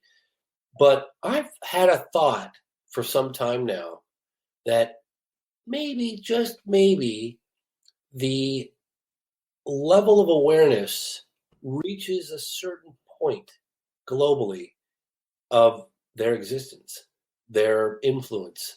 That consciousness gets to a certain level that might be a tipping point as well for them revealing themselves more openly. Again, total speculation, but I've had that thought on a number of occasions that maybe they felt we weren't ready. I don't know. Just saying. Yeah, that's a good point. I truly think we are on the phenomenon's timetable. I really do. I think whatever it is, whatever variables are involved with it, that disclosure is not going to come from the government. It's going to come from each individual seeing a UFO, having a close encounter, having a brush with the paranormal, whatever it is. We're on their timetable. And I think you're right. Once enough people finally acknowledge this, and I think we're getting closer to the work you're doing, the work Tom DeLonge's doing, and all these other people getting involved with this topic, hopefully we'll get to that point where they'll finally make themselves known. But kind of wrapping up the listener questions here, James, this is probably the most important listener question we have, and I don't know if you're going to be willing to answer it, but I'm going to try. Dean Eliotto asks, what was your craft service budget for the film? I had to, man. I had to. Oh my God. I think it was like $1.50 or something. Some McDonald's, right? Yeah. Value menu. Well, what's really funny is I've said this before, but we literally edited this movie at the end of a dirt road in a little shack that had an extension cord running from the main house a couple hundred yards away or a couple hundred feet away. No internet, no very little cell phone reception because Jacques used to come out for these marathon edit sessions and he completely cut off from the world. And in this little shack with no running water, no toilet. And it was, kind of a little rough. And I would tell people like, hey, but it was supposed to be a temporary situation until I could find something else. I mean, I live in a small community. I know everybody. I was thinking I could find an affordable place to edit my movie, and I couldn't. And I have a room in my house to do it, the very room I'm sitting in now. But I have a son that would come in. I got people coming in at all hours, and really disturbing. And we got so much work done in this beautiful little space, in this garden, in this little cabin, that we just made allowances for the fact that we didn't have a bathroom. We didn't have running water. We didn't have, but magic happened in that isolated spot. And I sound like a broken record here, but Jacques would joke around. He goes, "Okay, I'm coming out from San Francisco. I got my compass. I got my face paint. I got my knife. I was like, I got my bear spray." And he was like, Jacques comes out this like. He's got a sense of humor. Everyone sees this guy is so serious all the time. But yeah, sense of humor. Jacques has got the best sense of humor of anyone. I'm so intimidated by just being in his presence. I have to be honest with you. I really feel like an idiot. I hate to say it, but I just feel so inadequate next to this guy. Jacques is just like, oh my gosh, I'm not worthy. I'm not worthy. I'm not. and yet he didn't make me feel stupid. He made me feel like an equal, which I'm not, but he made me feel that way, and he was really humble and such an amazing man. I have so much admiration for him, so much respect for him. And I owe Lee Spiegel. That was Lee Spiegel. That was all Lee Spiegel that made that introduction. And I owe the film wouldn't be what it is today without everybody involved, but without Lee Spiegel having brought Jacques to the table. That was a game changer. That's awesome. Lee is a hell of a guy. He lives in New York here, near me, and we've met up a few times. And him telling me everything that was going on with your film. And I remember you were sending me like little videos every now and again of you in the garden area, and there's like Jacques in the background. I'm just like, holy shit, this must be like the most surreal thing ever. So I want to ask, kind of closing things up, James, what was the most like memorable experience throughout this huge journey for this film? Was there one moment you can really pinpoint where you're like, oh my God, like I did it. I knocked this out of the park, or I'm going to make a difference in this entire discourse about UFOs? Anything you can sort of muster up there? Well, there were a couple of wow moments. And I've described this before because I was always at a loss of trying to convey what it was like, the pressure of producing this film. And the best way I find is that I felt like I was in the ring with a monster, and that I was literally just trying to survive the next round.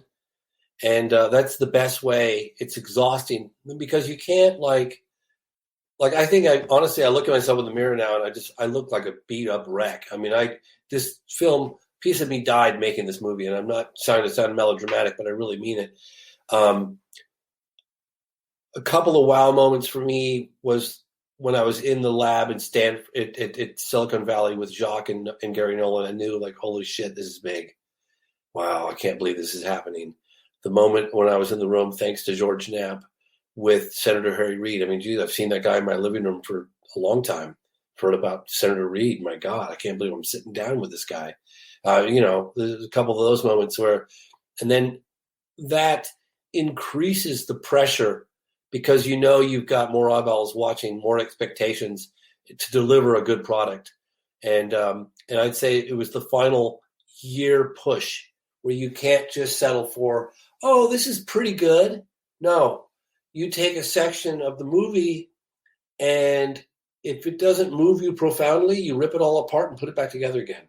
And I can't tell you, we did that with every scene. And then on top of that, when we were really happy, and I remember some people at 1091 were like, oh my God, this film's amazing. And we're like, no, it's not. No, it's not. This film needs another 6 months. And we'd rip it all sections apart, cut 30 minutes out, restructuring thing up to the last minute. Look, we were editing just a couple months ago. We were putting in new changes, Yeah. Yeah, I remember watching a screener like 6 months ago and then watching it again a couple of days ago. And I'm like, oh, there were some significant changes. Yeah, I know. You really went to that last moment before distribution to make everything you could. Yeah, we really did. We really did. And honestly, it's the first. Is it perfect? No, it's not perfect. Am I satisfied? Very. I always have a quiet moment with myself, usually at some point when I'm ready, and I'm not ready yet, but I will. And that is, I will take out some wine or a whiskey by myself and put the headphones on or whatever, crank up the speakers and the stereo, and I'll watch it all by myself. I did it with Out of the Blue. I did it with I Know What I Saw. I did it with 50 Years of Denial. I always do it. When the time is right, I'll do it. And I sit down by myself, and usually a little tear will come down my cheek. Be like, okay, buddy, I can pat myself on the back. Did it. Yeah. Absolutely. And look, yeah, and I gotta say that, and this is really important that I get this across, is that this is honestly the result of so many dedicated people in the field. Well, we dedicated the film to Stanton Friedman, but like the work of Jacques Vallée and Don Schmidt and Kevin Randall and like I could just go on to David Marler. I mean, it just does, the list doesn't end. And the researchers in Australia, and Randall Nickerson in the case in Africa, people, Marco Real in South America. I mean, it just goes on and on.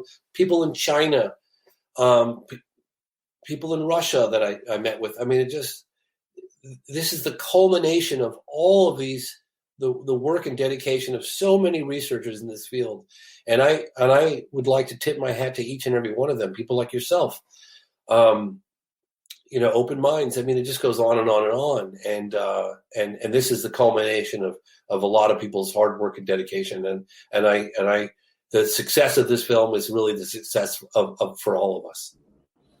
I couldn't put it better myself. We all win when it comes to this film being out. We really do. And I mean, besides being a fan of your work, James, in general, I have to say, like, so many eyes are now on this film, and so many people within the government are watching this film, and it gives us hope. It gives us hope that we have the Senate Intelligence Committee drafting bills about UFOs. We have, a UFO task force being created in the Pentagon, all because of the diligent work being done by independent UFO researchers and organizations. And you're a big part of that. So my last question for you, do you have any hope of the future of UFO studies, maybe from a governmental angle? But if not, do you think we're ever going to find out what's going on? I know unequivocally that there's something very big that's imminent. And I know that for a fact.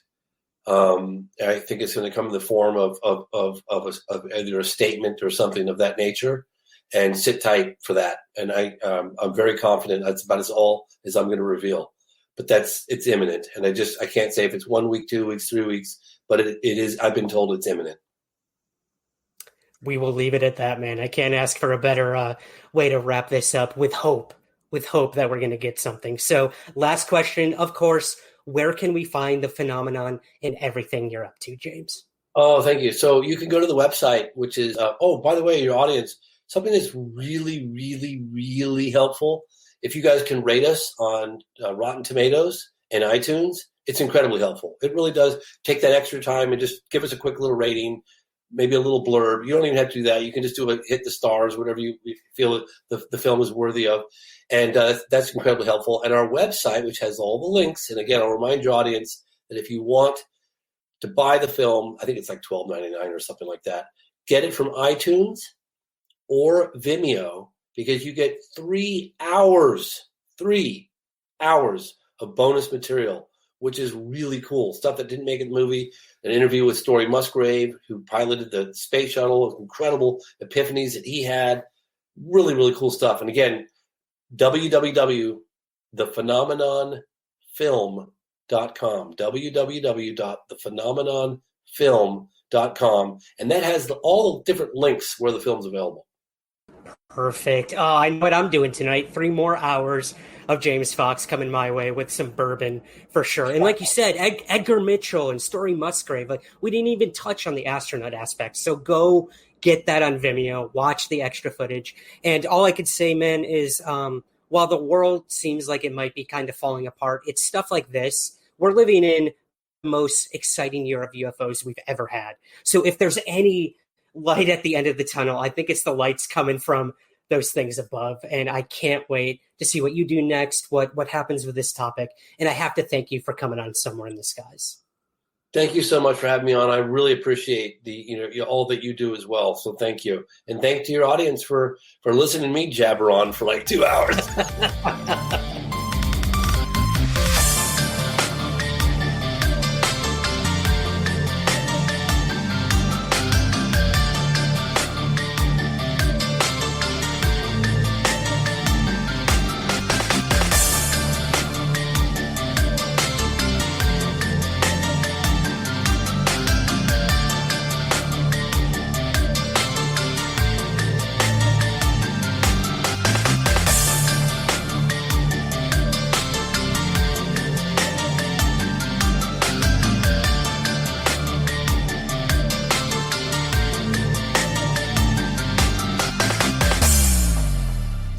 in the Skies is produced by Third Kind Productions in association with the Entertainment One Podcast Network. Greetings, everyone. Ryan Sprague here, host of Somewhere in the Skies. For over 7 years and more than 400 episodes, the Somewhere in the Skies podcast has always been free to listen to, but it's not free to create. So we offer several ways to help support our efforts and get rewards in return. If you listen to the podcast on Apple, you can click the subscribe button at the top of your Somewhere in the Skies feed to become a premium Apple subscriber. Or you can join our Patreon campaign with several tiers available. Both of these options give you the same benefits and rewards: ad-free episodes, early access to the main show, and bonus episodes and content. Help keep the lights on at the Somewhere in the Skies HQ, and help us continue to grow by becoming a Patreon subscriber at patreon.com/somewhereskies, or by clicking the subscribe button at the top of your Apple feed. Thank you for your continued support, and keep looking up.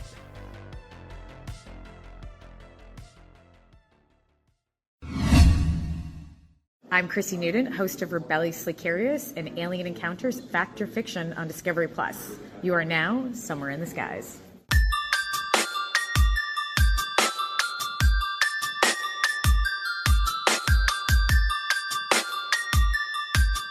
This is Somewhere in the Skies with Ryan Sprague.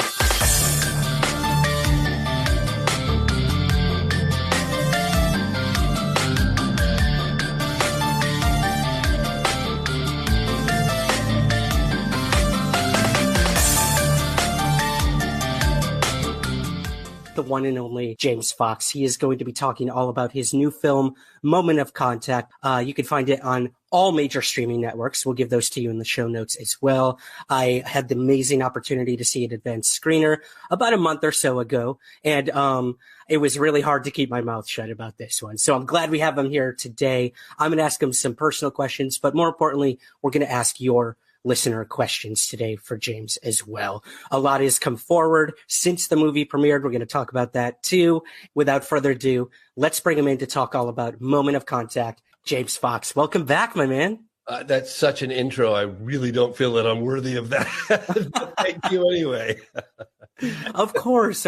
You've been so gracious with your time. You literally just ended doing a Reddit AMA and hopped over here with us at Somewhere in the Sky. So I don't know how you do it. I don't know how you're still standing. Gosh, well, it was lots of stuff prior to that, I can assure you. Yeah. But hey, it's the time, and I want to obviously share my time as much as I can. I mean, this is the film coming. I mean, it's basically the result of 12 years of research on my end, and Marco Leal, my producing partner, probably 15 to 17 on his end. It's crazy. And, we thought the phenomenon was it. You were going to be done making films.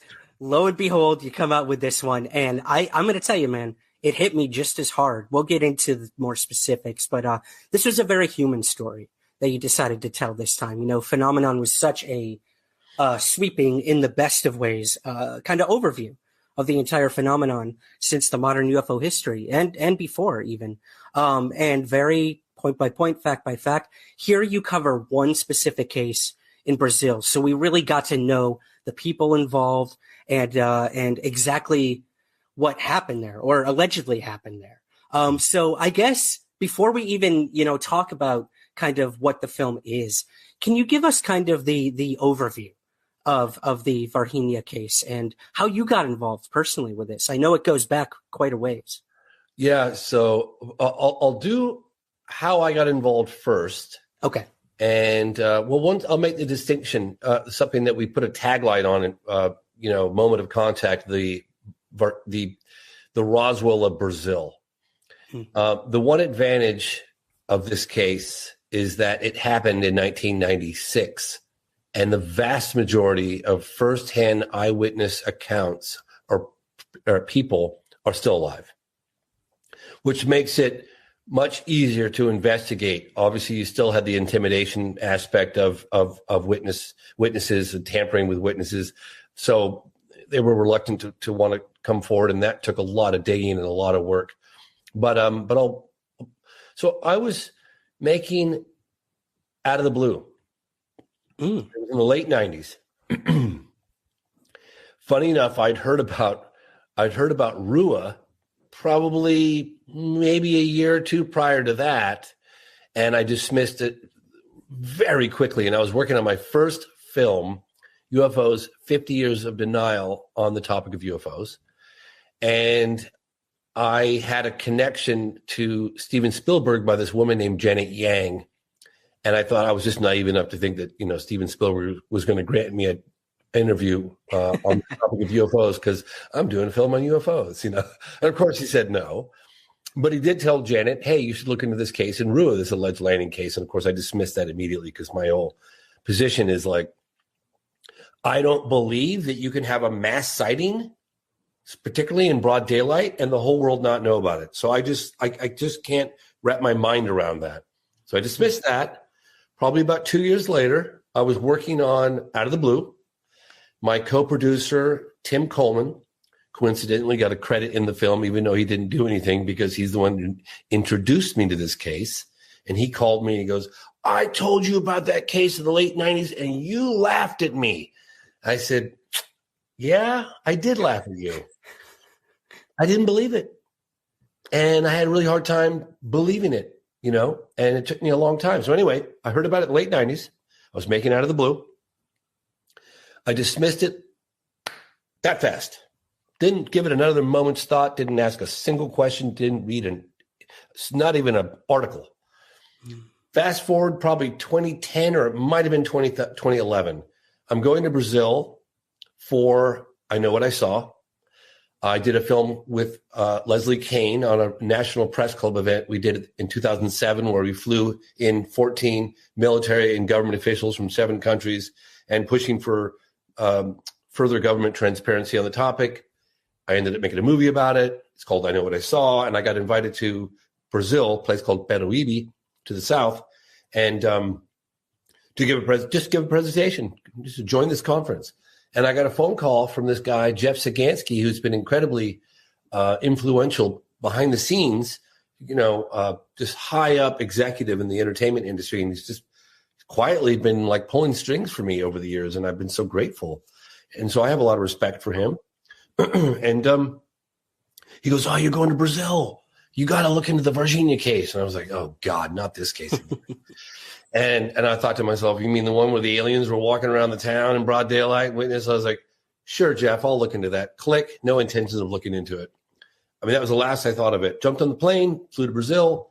And at this conference, I happened to meet a couple of witnesses secondhand, some researchers. And that kind of, I guess, started to pique my interest a bit. And then since then, I've been to Brazil 4 times, roughly a month each time, digging into the case. Had boots on the ground with Marco Leal, partnered with him. And I mean, we've stuck our teeth into this case. Like I said, me, 11, 12 years, Marco, 15, 16, 17, 18, 19 years. I mean, long time. Marco, a long time. And he heard about it when he was a kid in Brazil. I was going to put this case in. I was going to try to squeeze it into the phenomenon. And I actually had a translator, and I'd shot in Brazil a number of times. And I edited this whole sequence together. And at the end of the day, I was like, this case is a very complex case. There are a lot of moving parts, a lot of different witnesses, a lot of pieces of the puzzle. I can't do this case justice in the phenomenon. So I deleted the entire thing, and I knew Marco was going to be devastated, all the work we'd done. And I said, Marco, I know you're not going to like to hear this, but I cut the entire case out of the phenomenon. He was like, oh, what do you mean? We worked so hard. I was like, I know, but I feel like it deserves its own documentary. So that kind of got me back in the good graces with Marco again. And then I just kind of felt like unsettled business. Do you know what I mean? Yeah, absolutely. And at the end of the day, the fact that we waited, there were additional eyewitnesses, both civilian and military, that we managed to come forward that was unprecedented and really made the case.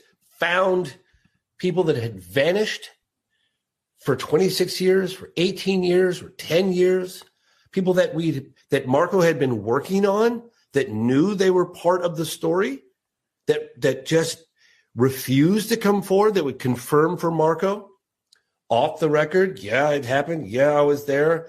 I'm never coming forward, kind of thing. And Marco just kept working on him. Bless his heart, man. Marco's a force to be reckoned with. He deserves so much credit. And all the other Brazilian UFO researchers prior to me, they deserve, they're in the credits of the movie. It speaks for itself. I could have never done this film without those guys. Amazing. Yeah. And, that's kind of where I think this stands apart. We're so used to hearing all these stories from the U.S. You've got everything going on with the Pentagon, the Tic Tacs, the Roswell, blah, blah, blah. But then you have this extremely compelling case in Brazil, which actually has a very rich history when it comes to UFOs that a lot of people don't know about. And you do cover the history of UFOs in Brazil in a very efficient and eloquent way. I was wondering, James, would you mind kind of running us through some of those other key moments in Brazilian UFO history for us? Yes. So when I was with Jacques Vallée and Gary Nolan in that, what do you want to, I call it a laboratory. Jacques had all these pieces of evidence in the lab with Gary Nolan in Silicon Valley. And Jacques is walking around with the evidence like this, right? Cradling his light. I said, Jacques, like, seriously? What are you? He's like, well, like this whole time. He said, this stuff has a strange way of disappearing. And some of those bits of evidence was from Ubatuba, 1957, I believe, from Tinhas Beach. Anyway, it's in the film. Mm-hmm. According to eyewitness testimony, I guess something exploded. There were shrapnel and bits of this stuff scattered on a beach and in the water, and bits of those were recovered, and there turned out to be inexplicable, I guess, isotopes or magnesium, some form of. You have to talk to a scientist about this magnesium that doesn't form naturally here on Earth, apparently. So I have not personally done the analysis, but truly inexplicable so far. Mm-hmm. Then we have 1977, which went on for quite some time, commonly referred to as Operação Plato Colares incident, where you had testimony, you had joint participation with U.S. and Brazilian Air Force, tons of photographic evidence. You have objects apparently that were coming out of the water. We haven't received those photographic evidence yet. And also there were these strange objects that were shooting beams of light down at people. Quite scary. And that went on for quite some time, a year, 2 years, not sure, but a long time. Then you have UFOs 1986 over Sao Paulo, Brazil, where you had like a dozen UFOs and jets were scrambled to intercept that were picked up on radar and visually seen. And that was over Sao Paulo. And you had a press conference where the Brazilian Air Force came forward and said, these things are real. Their pilots talked about it openly. They released cockpit recordings. Very, very compelling. And then 10 years later, you get this account of a UFO crash.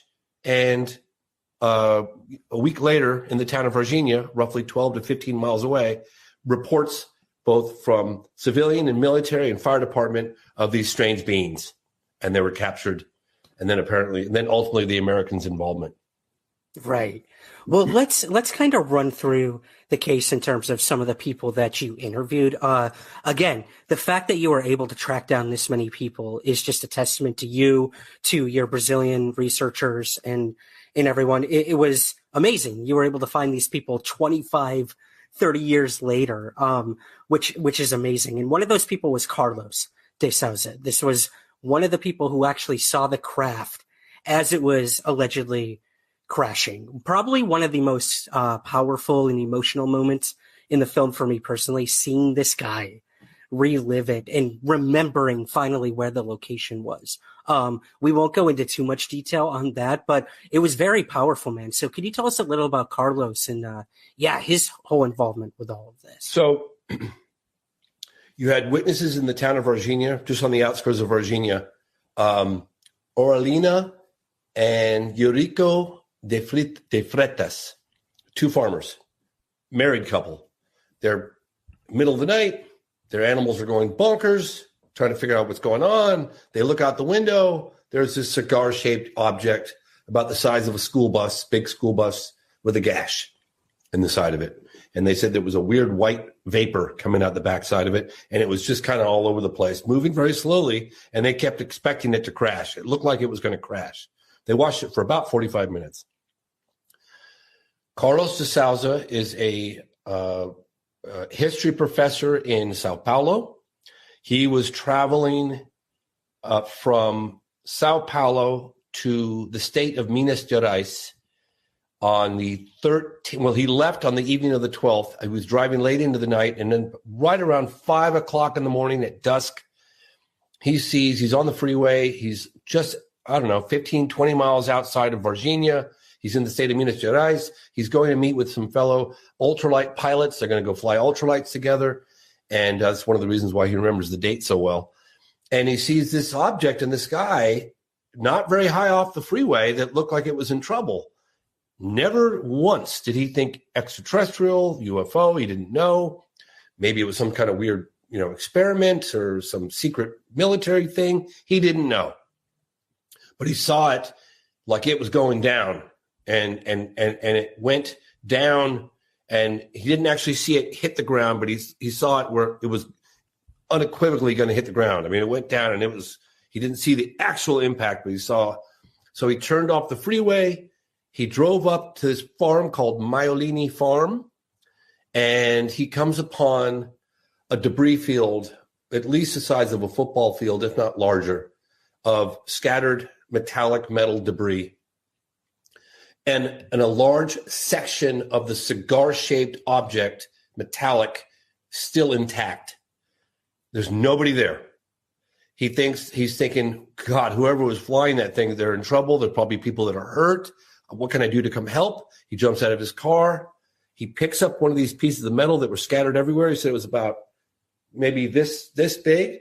And he said he could crumple it in his hands. He said it was so light that you could barely feel it in your hands. And he crumpled it up, and when he released it, it regained its form, which was fascinating. And just as this was happening, and he said the smell was almost buckled his knees of ammonia and sulfur. He grabbed his shirt, and he held his shirt over his mouth like this, and he was trying to breathe, and his eyes were watering. He said it was the strongest thing he'd ever smelled in his life. Just as this was happening, military trucks from the opposite direction that he had driven into Maiolini Farm came from the military base Eza. And they pointed rifles at him, ordered him to leave. And I'm just giving you the truncated version. He freaked out, never thought, again, he wasn't thinking like extra, he didn't know what was going on. Didn't have time to process. He gets in the car, he takes off. He gets a few miles down the road. He's trembling. He's trying to process what happened. He goes to this cafe, gas station, gets out, and he has a coffee. He's getting some gas. He comes out of the coffee shop, and then this unmarked vehicle, like a black, dark blue or black Opala, he calls it, American vehicle, pulls into with two men in suits, no license plates, and basically threatened him. You didn't see anything. Your name is Carlos de Souza. You live here. This is your wife's name, your children. If you talk about what you saw, things are going to get really weird. And that's kind of what he gave one statement on camera a couple months later to a guy named Claudio Covo, who's a Brazilian UFO researcher, as well as an engineer. And he gave one on-camera statement, and then he vanished for 26 years. Excuse me. So I remember telling, we had a small clip of Carlos's testimony from 1996. And it was grainy and deteriorated and just unusable, quite honestly. The audio was diabolical. And fortunately, with the help of fellow Brazilian UFO researchers, his daughter, Cynthia Covo, we were able to open up his archives and get access to that original interview that he'd done 26 years later, Marco and some other Brazilian researchers, because I said to Marco, we don't have a story if we don't have Carlos. We've got to find this guy. So they found him, and they ultimately convinced him to come forward for the first time in 26 years, and it's all on camera with us. Yeah, very, very powerful moment for sure. One of the other people that you met, which was very surprising, was the mayor of Armenia. Like, talk about officialdom with this case. Tell us what that was like. Couldn't believe it. We walk up. I'm going, Marco, you're saying that the current mayor, Mayor Verge, the current guy, not retired, the current guy, we're going to go into the mayor's office, with police and everything around. Yes, he's going to, and I didn't know what he was going to say, but to have the mayor of Varginha confirm the case that he believes it happened and that there was a cover-up was a first time, as far as I know, first time in history. Yeah. Yeah. It was pretty incredible. Just to hear him say, yes, we take this very seriously. Something happened.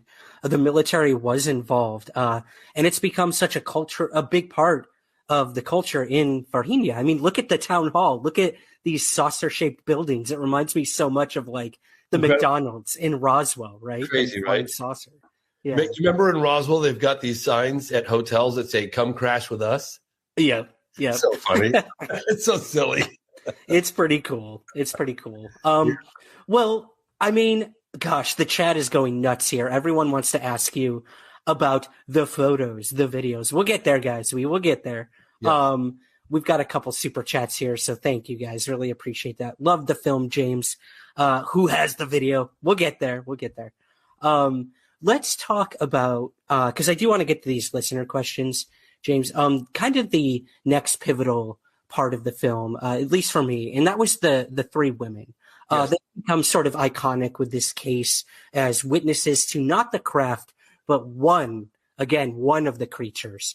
We must stress, apparently there's more than one creature, one dead, one alive, and supposedly they saw the alive one. So would you mind telling us a little about these three women and what it was like speaking to them? Going from left to right at the top, you've got Valkyria. She was 14 at the time. This is January 20th, 1996, roughly 3 to 3:30 in the afternoon. In the middle, you've got Liliani. And you've got and Liliani and Valkyria, the one in the middle and one on the left.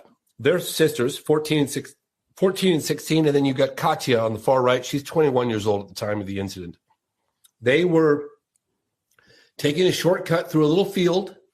There was a cinder block wall with some graffiti on it. They were noticing, walking through the kind of tall grass. Mm-hmm. The picture below is the exact location where this incident took place 26 years prior. In fact, the picture above is probably pretty close to it too. And they see what they initially were looking at, this thing that was kind of frozen. It was in this position. I don't know if you can see me in the field. Well, there you go. You can see the drawing right there. It's sitting against the cinder block wall, just like that, except it's not looking at them. It's looking down. And it wasn't moving. They thought, what on earth are we looking at? And one of the girls let out a kind of like a yelp, and at which point the creature, the being, whatever you want to call it, turns its head and makes direct eye contact with the girls. Liliani grabs her sister, Valkyria, who's 14, and yanks her out of there, and they run. Okay? This is after a brief moment of eye contact. Katya, who's 21, remains frozen between 8 and 10 feet away from this being, locked eyes on it, okay? The two other girls, the sisters, run away. They get about 60 to 100 feet away, realize that they'd left Katya behind. So Liliani turns back, who's 16, and runs and grabs Katya. Now, when I was speaking to the girls in the field, at the exact location where this encounter occurred, I said, when you locked eyes on this being, during that moment of contact, then I thought to myself, now, wait a minute, that's a good title. Put me there. I want to be there. I want you to put me in that place. What did you feel? What did you see? What Was there any communication? I want to be there. And that's when she said, it was telling me that it was scared. It was feeble, weak, scared, and it wanted help. And then So that's when Liliani grabbed her by the arm and yanked Katya out of there. And they ran off and they went home to the mother of the two sisters and told her, we think we saw the devil. They never said ET, never said alien. We think we saw the devil. And so the mother's like, let's go back. And the two sisters were like, we are not going back. And Katya didn't want to go back either. She ultimately convinced Katya to going back. They jumped in this truck and they drove back to the location. The stench was there. There were footprints of this creature, which she describes in great detail and even draws for us. But the creature was gone. Man, yeah, it's quite a story they have to tell. I love this idea too of it not being alien. You know, it really is like the lens in which you view the experience. If you're religious, maybe you would look at it as demonic, especially with those red eyes, which is very unique in these cases. You know, otherwise it looks kind of like a gray, except it's brownish color, but those deep red eyes just really, really catch you off guard. So crazy. Sure. I've never heard an account of anything like it, you know, before. And especially like you think about an encounter, you know, and I knew that my credibility would take a hit, and I get it. Like I totally understand people's reluctance. I'm not out here trying to, you know, convince anyone of something. I totally get it. But I'm hearing people like, oh, you're saying it's an alien, and how do you know it's extraterrestrial? I'm like, did I say that? I've not said that. All I'm doing is providing a platform where the witnesses can share what he or she saw. That's it. You can draw your own conclusions. I wasn't there. I don't know what it was. I can conclude maybe it was in a spacecraft and, you know, connect the dots. But we're not making any conclusions here. We're not making any definitive statements, any conclusions. It appears to be consistent with a UFO crash and beings recovered. That's what appears to have happened. But until we have further and a capture, I'm convinced that something got captured. There was something out there that was captured. In fact, the military witness, Military X, called it. It was explained to him that it was supernatural. Right. Something supernatural. I don't know why that always stuck in my head. Supernatural. He didn't say ET. He didn't call it a creature. He just called it supernatural. Yep. That gave me shivers. Military X. Let's go there, James. A lot of images here. This was the other big part of the movie. A really interesting journey you guys took. And this is with Marco Cherisi. Yes. The kind of tragic story in this entire affair. An officer who supposedly died from this event. He definitely died. Yeah, and yeah. Most definitely died from this event. So, yeah. Can you kind of run us through the people we're looking at here? You see the military man with the hat, with the what do you call it, the helmet? Mm-hmm. His name is Marco Cherisi. He and another gentleman, right around 5:00 p.m., which is roughly 2 hours. It could have been 5:30, but it's right around 5:30 p.m. the same day, January 20th. 2 or 3 blocks away from where the girls stated that they encountered this strange creature. Okay, he's on patrol with a guy named Eric Lopes, who's also a military officer, police officer, and Marco Cherisi. Eric Lopes is behind the wheel. Marco's in the passenger seat. They're on the lookout for something unusual. That's all they knew. Not that a UFO crashed, not that there's an alien running around, something unusual. They see something come across the front of their car. Eric Lopes slams the brakes on. Marco jumps out, grabs this thing with his bare hands, didn't put up much of a fight. It was weak. Puts it on his lap in the back seat. Off they go. They initially went to a clinic. Apparently the doctor came out and said, I don't know what the heck that thing is. Get it out of here. And then they went to a regional hospital, and that's where they dropped it off. And Marco apparently had this oily stuff all over his body.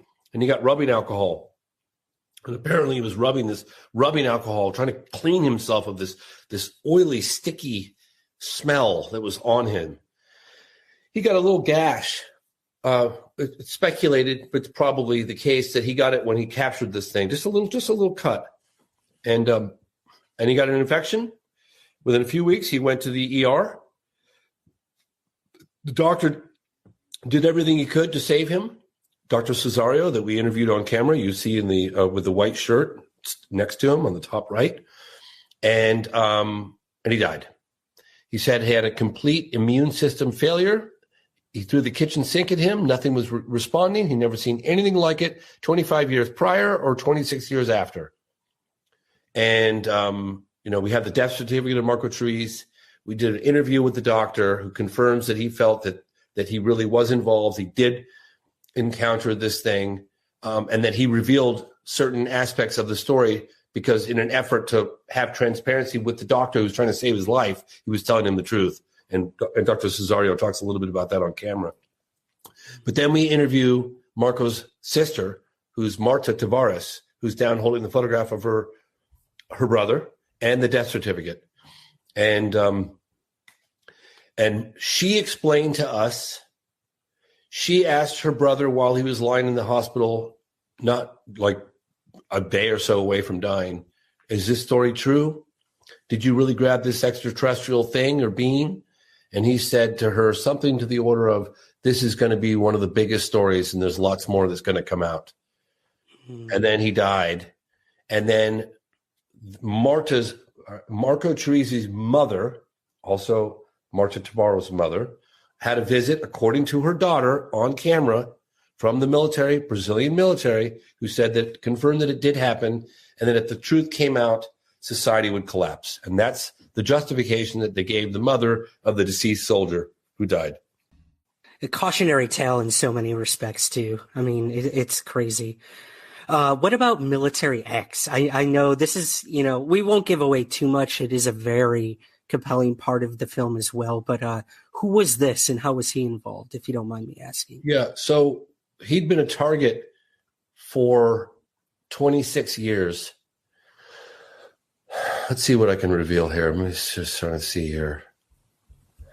There were a number of witnesses who worked with Brazilian UFO researchers and ultimately gave an on-camera statement right after the incident that was never to be released. It was an insurance policy that if anything happened to those witnesses, those taped evidence would be released to the general public. And those, and I had seen those, I'd seen that taped evidence, and I desperately was trying to get my hand. I understood why it wasn't to be released, and it was very frustrating as a researcher myself and a filmmaker that here I have this stuff. A friend of mine has it in his possession, and we can't use it. So this military person had been on our radar for some time, but it was impossible to reach. And when Marco Leal finally did reach him, oh my God, it's like the scene out of a movie, how the whole thing went down. He was paranoid, thinking that Marco was intelligence coming after him to find out what he, and long story short, I think it took 8 months, 9 months, 10 months just to get a meeting with him. They met. And then and he kept saying, when we came to Brazil, Marco Leal kept reaching out to him and he kept saying, no, I'm never coming forward. No, I'm not going to happen. All the money in the world, not going to happen. No. And then I said, well, maybe we can just see if we can go meet with him. And to our surprise, he agreed to that. And we met at one location. Then he got in our car and took us to another location. And we came out, he had somebody with him. And we talked just about life in general, talked a little bit about my father, my career a little bit. And then we talked very briefly about the incident. And then that was it. Didn't agree to go on camera, none of that. And then a couple days later, we kept kind of following up and he started to think about it. And it was like, maybe. And he was having some troubles anyway at home. And I think we probably had maybe a 2-hour window where he was like, okay, I'll do this. you're always terrified that, that window is going to close and they're going to get cold feet. But we took our chances. We drove 4 hours and went, and it was all just totally up in the air. I mean, the whole thing was so precarious, It's like we're going up there. We didn't have a meeting place. He was like, I'm not going to meet you in any public place at all. If I'm seen with any Americans or any cameras, my life is over. Like, he was so paranoid about it. So I was like, well, gosh, why don't we just get a hotel room, and then he can just walk into the hotel room. And we snuck in all of our gear to the hotel room, and at any moment thinking that if he arrived and we were trying to take our gear in, that we had all hidden with blankets and towels, and we're trying to get our gear in. And we go up to the guy at the hotel. It's like 2:00 in the afternoon. And he's like, yeah, can I help you? And we're like, yeah, you got a hotel room. He's like, yeah, sure. I got this room. I got that room. We'll take it. Well, don't you want to know the price? No, we'll take it. How about this side? No, we'll take it right now.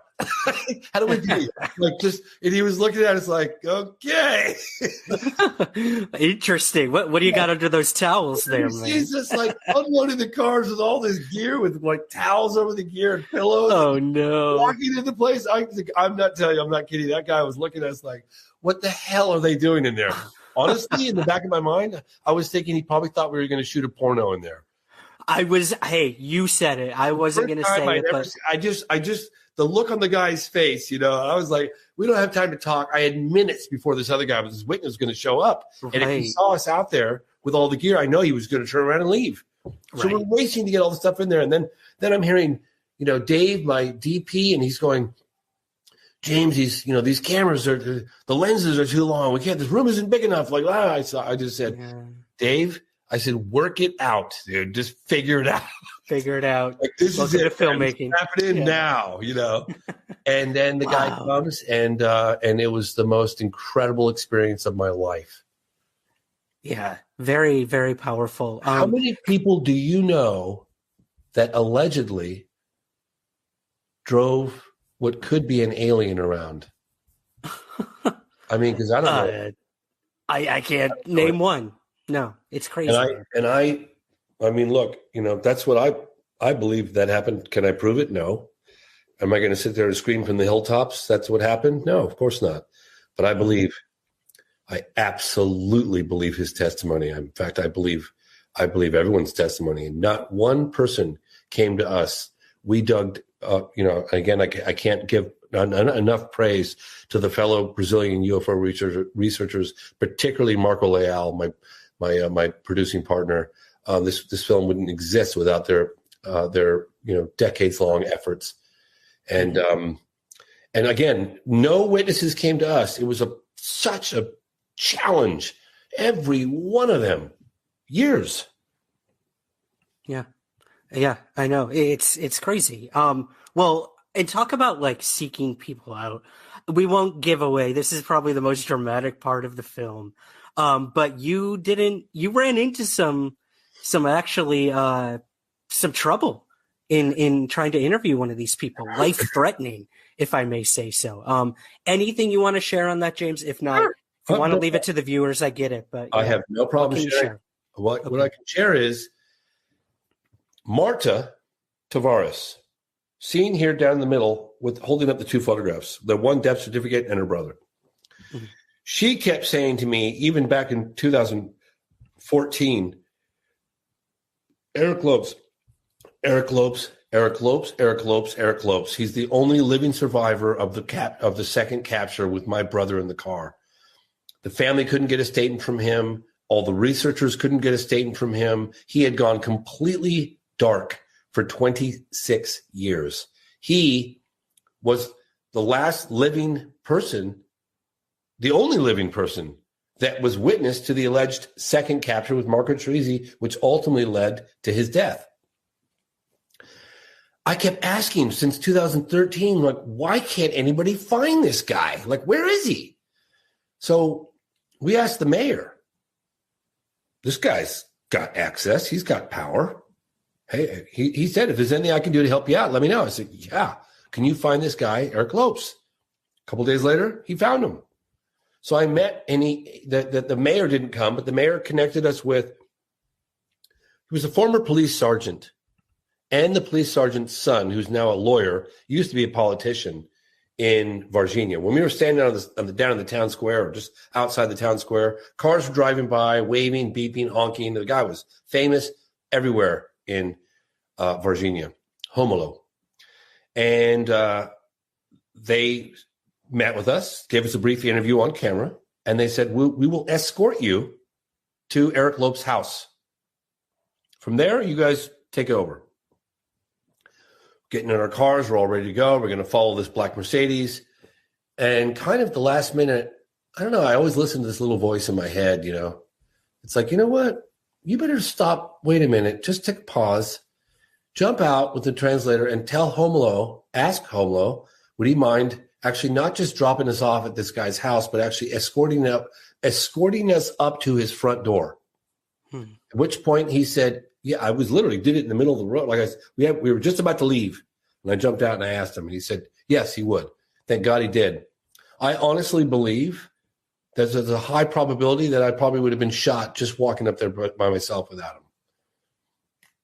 Because he was threatening to shoot everybody multiple times. And the crazy part is that nobody at the time, it was kind of a chaotic moment.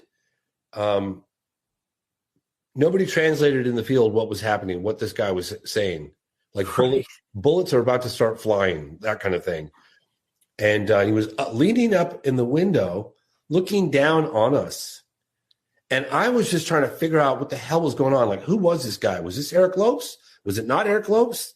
Dave, the cameraman, was trying to zoom his camera into the guy's face, but he had the wrong lens. But the guy kept looking at Dave like this. Like, don't film me. Yeah. Doing this to Dave. And then he was telling everyone he's about to get shot, which I found out later. Well, I'm looking at this guy's face that you don't see in the scene. And I look at this face and I said to myself, I've never seen a face like this before. Not the bone structure, not the skin color, but the tension, and I've yet to find a word to describe it. If you can imagine someone harboring something so extraordinary, such a deep, deep secret, and the toll that had on him, that's what it looked like. When I saw his eyes and I looked at his face, it was like, oh my God, I've never seen a face like this before. Like, you could tell, like he's had this burden on his shoulders, some deep, dark secret. Then you could see it in his face. That's all I can say, man. You could see it in this guy's face. Wow. And he said to us as we walked up, and again, I didn't realize this at the time. If you're here to talk about the ET, he's never going to say anything. He referred to himself in the third person and then he kept talking about there's bullets are going to start flying. We're going to kick you out of here with bullets. And then I kept saying, like, will Eric Lopes ever give a statement? Will he ever talk to anybody? Will he ever give a statement, kind of thing? And then he says, I am Eric Lopes. And you guys are about to get in some serious trouble right now. Yeah. And I remember I looked over at Homolo, and Homolo had his 8-year-old son standing next to him, 8, 9, 10 years old. And Homolo looked at me and he went, terminado, like that. And the look, even though I don't speak Portuguese and he doesn't speak English, that look to me, let's get the F out of here, and we get the F out of here right now. Yeah. I was like, okay, let's go. And off we went. Crazy. Yeah. Again, just harboring these things for so long. This is what the military and government in Brazil did to these poor people. And, it's shades of Roswell. Again, threatening people and telling them, we know everything about your family. We could bury you out, in the Brazilian wilderness and no one will ever find you, that sort of thing. It's crazy, man. You even have archival footage of, I believe it was one of the higher ups in the Brazilian, either Air Force or Army, saying, like, we will not comment further on this. We're not hiding anything. Can you believe the archival footage that we found? It was crazy, yeah. Talking about this event. I didn't know that existed. Does that not speak volumes? Just looking at that guy? Oh, he was lying through his teeth. I mean, you can tell. No question, man. Yeah. No question. Yeah, I know. You got to see it in the film, guys. You got to see it in the film. I got the goosebumps. Just Yeah. like the whole thing, man. I just, yeah, it's crazy. It was crazy, crazy, crazy. And it was the only time in production where I got a little spooked in Texas when I was meeting with Ricky Sorrells during the that case. I think it was 2008 at Stephenville, Texas. Ricky Sorrells was being harassed by the military. Stop talking about what you saw, that kind of thing. We were trying to get an interview with Ricky Sorrells at the time, and we saw unmarked vehicles pull into his drive. I got a little spooked then. Ricky was spooked. That was it. Only time. This time, we were all spooked. We were all spooked. That was pretty scary. And then we were about to meet with other additional witnesses or witnesses that we had just met with.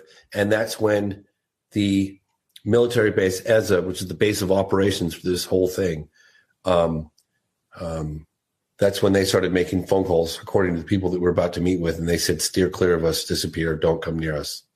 And it was like creepy phone calls, like, hey, how you doing? So-and-so, won't say their name. How you doing? You still living at this address? How's the family? Right, man. And yeah, we understand there's a American documentary film crew. Have you reached out to you? Did you meet with them or talk with them at all? Huh? Okay. All right. Well, anyway, we wish you well, and yeah, that kind of thing. Yeah, I'm sure. Wow. That's crazy, man. Yeah, not like don't meet with them or not like we're going to harm you. No, none of that. Just read between the lines. We're aware. Stuff. Yeah, absolutely, man. Well, hey, I've got some listener questions if you're willing to stick around. Absolutely. Okay. I just got all right. I won't keep you too long. I'm on a podcast. Give me 1 sec. Yeah, of course. Yeah. I'm going to get my listener questions here together, guys. If you do have a question for James, please feel free to put it in the chat here, guys. Super chats, super stickers are open if you want to help out the show. I've got a couple of those starred here. We've got a couple from our Patreon members and from Twitter. So again, James answered some of these in a Reddit AMA earlier today, guys. So I would highly suggest going over there and checking that out if you haven't yet. But yeah, James, our first listener question comes from Diego, one of our Patreon subscribers, and he wants to know, in your opinion, James, with everything going on in the disclosure process, how soon do you think acceptance of ETI will reach the majority of the general population? You think we're close? It's a very good question. I just know that I got a call from one of my, kind of insider people who said, you have no idea your timing on this film. I said, what do you mean? Just sit tight. You have no idea your timing on this film. And I'm thinking to myself, well, the film is about an alleged UFO crash and bodies recovered. So is there a statement coming out that's going to confirm potentially these types of cases? They didn't tell me, but I'm eagerly, anticipating, but I'm also acutely aware that we are pushing the envelope here, and we're implying that the United States was involved. I'm not implying. The military people and the flight control officers in Brazil, they're the ones that told us the Americans were involved. I didn't know. Right. I had no idea. In fact, I didn't even touch on that. Yeah. Well, yeah. I mean, I asked, well, what happened after this? You dropped it off here. Then what happened? SpaceX military base in Campinas. You went from the town of Virginia, then you went to EZA military base, and then EZA military base the next day to SpaceX military base in Campinas. Then what happened? It's like, oh, we did a study and the Americans flew in and took it all. Really? And then we talked to the flight control people that said they had confirmation that a United States Air Force plane flew in on the 22nd of January, which is the exact time they dropped it off at Campinas, and a United States Air Force without authorization from the Brazilian government lands in Campinas. Pretty compelling stuff to me. Do you think we're going to find out more about America's involvement in this game? Look, man, in the last couple of days, 2 people have come out of the woodworks confirming this case and photographic evidence of this case, and more is coming out. I guarantee you it's coming. I know it is, because people are like, the hell with it. I've been sitting on this for 26 years. This is potentially the biggest story since Roswell, and I don't care anymore. Okay. Well, let's go there then. You mentioned photographic evidence. People are saying there's video of this, photographs. Have you seen any of this? Will we ever see it? What do you think, James? I think the likelihood of us seeing it is high. I have spoken directly with 3 people that I have zero doubt they're telling me the truth, that have seen it. I'll say something hypothetically here, in vivid detail, that just because you locate something, it doesn't necessarily mean you can get your hands on it, even with a large dollar, reward. And the compensation is strictly because there's a higher level of risk involved. There's people out there that have just eyewitness testimony that they're terrified. Can you imagine eyewitness testimony coupled with hard evidence like that? How terrified you'd be? So believe me, we're working on it. Believe me, we are working on it. And believe me, there's no one on the planet that wants this more than I do. I love that. And hey, we've got the UAP report coming out next week, of all things, as well. So who knows where that's going to lead and who else that might empower or inspire to come forward with their involvement in this case or many others. So, hey, that's all I need. You're giving us hope, man. Yeah. Well, okay. So Nathan on Twitter asks, this is a good one. Going back to kind of Colores and a lot of the earlier cases in Brazil, any idea why Brazilian UFOs seem to be particularly violent? Why are these UFOs in Brazil crashing? Why are they trying to shoot down planes? What do you think? What makes Brazil like such a violent place for UFO encounters? Any thoughts or theories on that? Look, Colores, a couple of cases and a couple of incidents in Colores with these beams of light tagging people. For me, that's the only time I've heard of those cases. I have not heard of the UFOs shooting down any planes in Brazil. The 1986 encounters over Sao Paulo, I guess the night of UFOs over Brazil, it's commonly referred to. It's 1986. It was not a hostile encounter. The airplanes that were scrambled to intercept did not get shot down. There was no hostility exhibited. The pilots just said we were unable to get, these things. There's testimony coming out now that we're the ones that shot at the UFO that crashed. That gash it had in the side. I'm not stating this because I don't know, but some Brazilian UFO researchers who've been digging into this case since 1996 are claiming that the Americans shot at it. Oh, interesting. That's why we we'll were get more involved. information on that. But these are people that would have access to high-level Brazilian military. I can confirm that are stating that it was known that the Americans are the one that shot at it. Because it had a huge, according to the eyewitnesses, it had a huge gash in the back of it. It was in trouble, and it had white, weird vapor coming out the back of it. Not like a smoke from a fire, white. Mm-hmm. Interesting.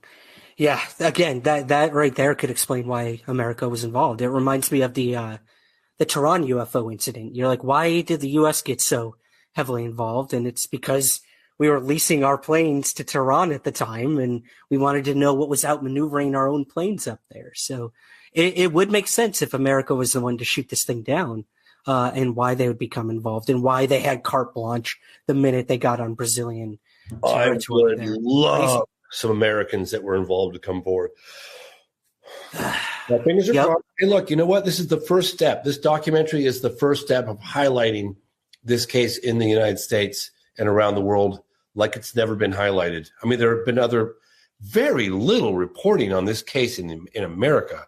Most seasoned researchers know very little about this case, myself included, Mm-hmm. Yeah, same. I knew the basics like every other UFO researcher. Mm-hmm. Creature, red eyes, something crashed. That's it. There's a UFO in the middle of the town. End of story. And then here you come with an hour and 40 minutes of witnesses and military. And I'm just like, holy shit, man. This thing goes way deeper than I ever thought. Yeah. It's crazy. Ugh. I know. Wow. Well, okay. Last listener question from the people I have here that submitted beforehand, James. Let's see here. Why does James think UFOs travel so far to basically crash on Earth? Tony asks this. It feels like they crash here more frequently than airplanes. Yeah, why do you think all these things are crashing if they're so highly advanced? Again, we did touch on maybe it was shot down, but in general, why do you think the UFOs crash? I personally have not researched that many UFO crashes, Yeah. and I have no idea how many crashes there have been or haven't been. I have no idea where these things come from. I have no idea if they're interplanetary. I have no idea if they're interdimensional. I have no idea if they're time travelers. I have no idea what they are or where they come from. And I have no idea why they crashed or why they have crashed. And I have no idea how many credible cases there are. Because I've done some research into Roswell, and I've done pretty extensive research into Virginia. And that's it. I mean, I've heard of other cases, but I don't know anything about them. Certainly nothing I can comment on intelligently. That's fair. That's fair, man. This is pretty cool. I wish I could give you a better answer, man. I just don't know. No. We'd rather get your honest answer than, I know everything about every UFO crash. That's the last thing we need in this field. Let's be completely honest. This is really cool. In fact, I know nothing. I know less today than I did 30 years ago. Yeah, excuse me. Safest answer you could give for sure. Where did I see this comment? This is pretty cool. Hold on. Oh, here we go. Literally just watched the movie last night with my dad. We're both Jameses, by the way. We enjoyed it. I love hearing that. Like, families are watching this film together. I dream of the day, like, I finally have a kid and I can sit him down and put him through your entire portfolio of films and be like, this is where we were at in in 2022, and then see what a brave new world it is then. But yeah, pretty cool. Oh yeah. Thank you. I love hearing accounts. I've said this before and I will continue saying this. I really hope people realize that I'm not out there trying to get people to join my cult. Like, you must believe. I really hope people know that about me. I'm fascinated. I'm curious. I like to ask lots of questions. I'd like to get more answers. And I share my investigations publicly through my documentaries. And that's it. I feel like people are entitled to this information. I feel like people, like myself included, have not been, like the governments have not been transparent, and quite the opposite. And I feel like, if true, it's one of the most significant events of the 20th century, 21st century too. I mean, 20th century, huge. I mean, I don't know. Hey, look, if it was, I tell people,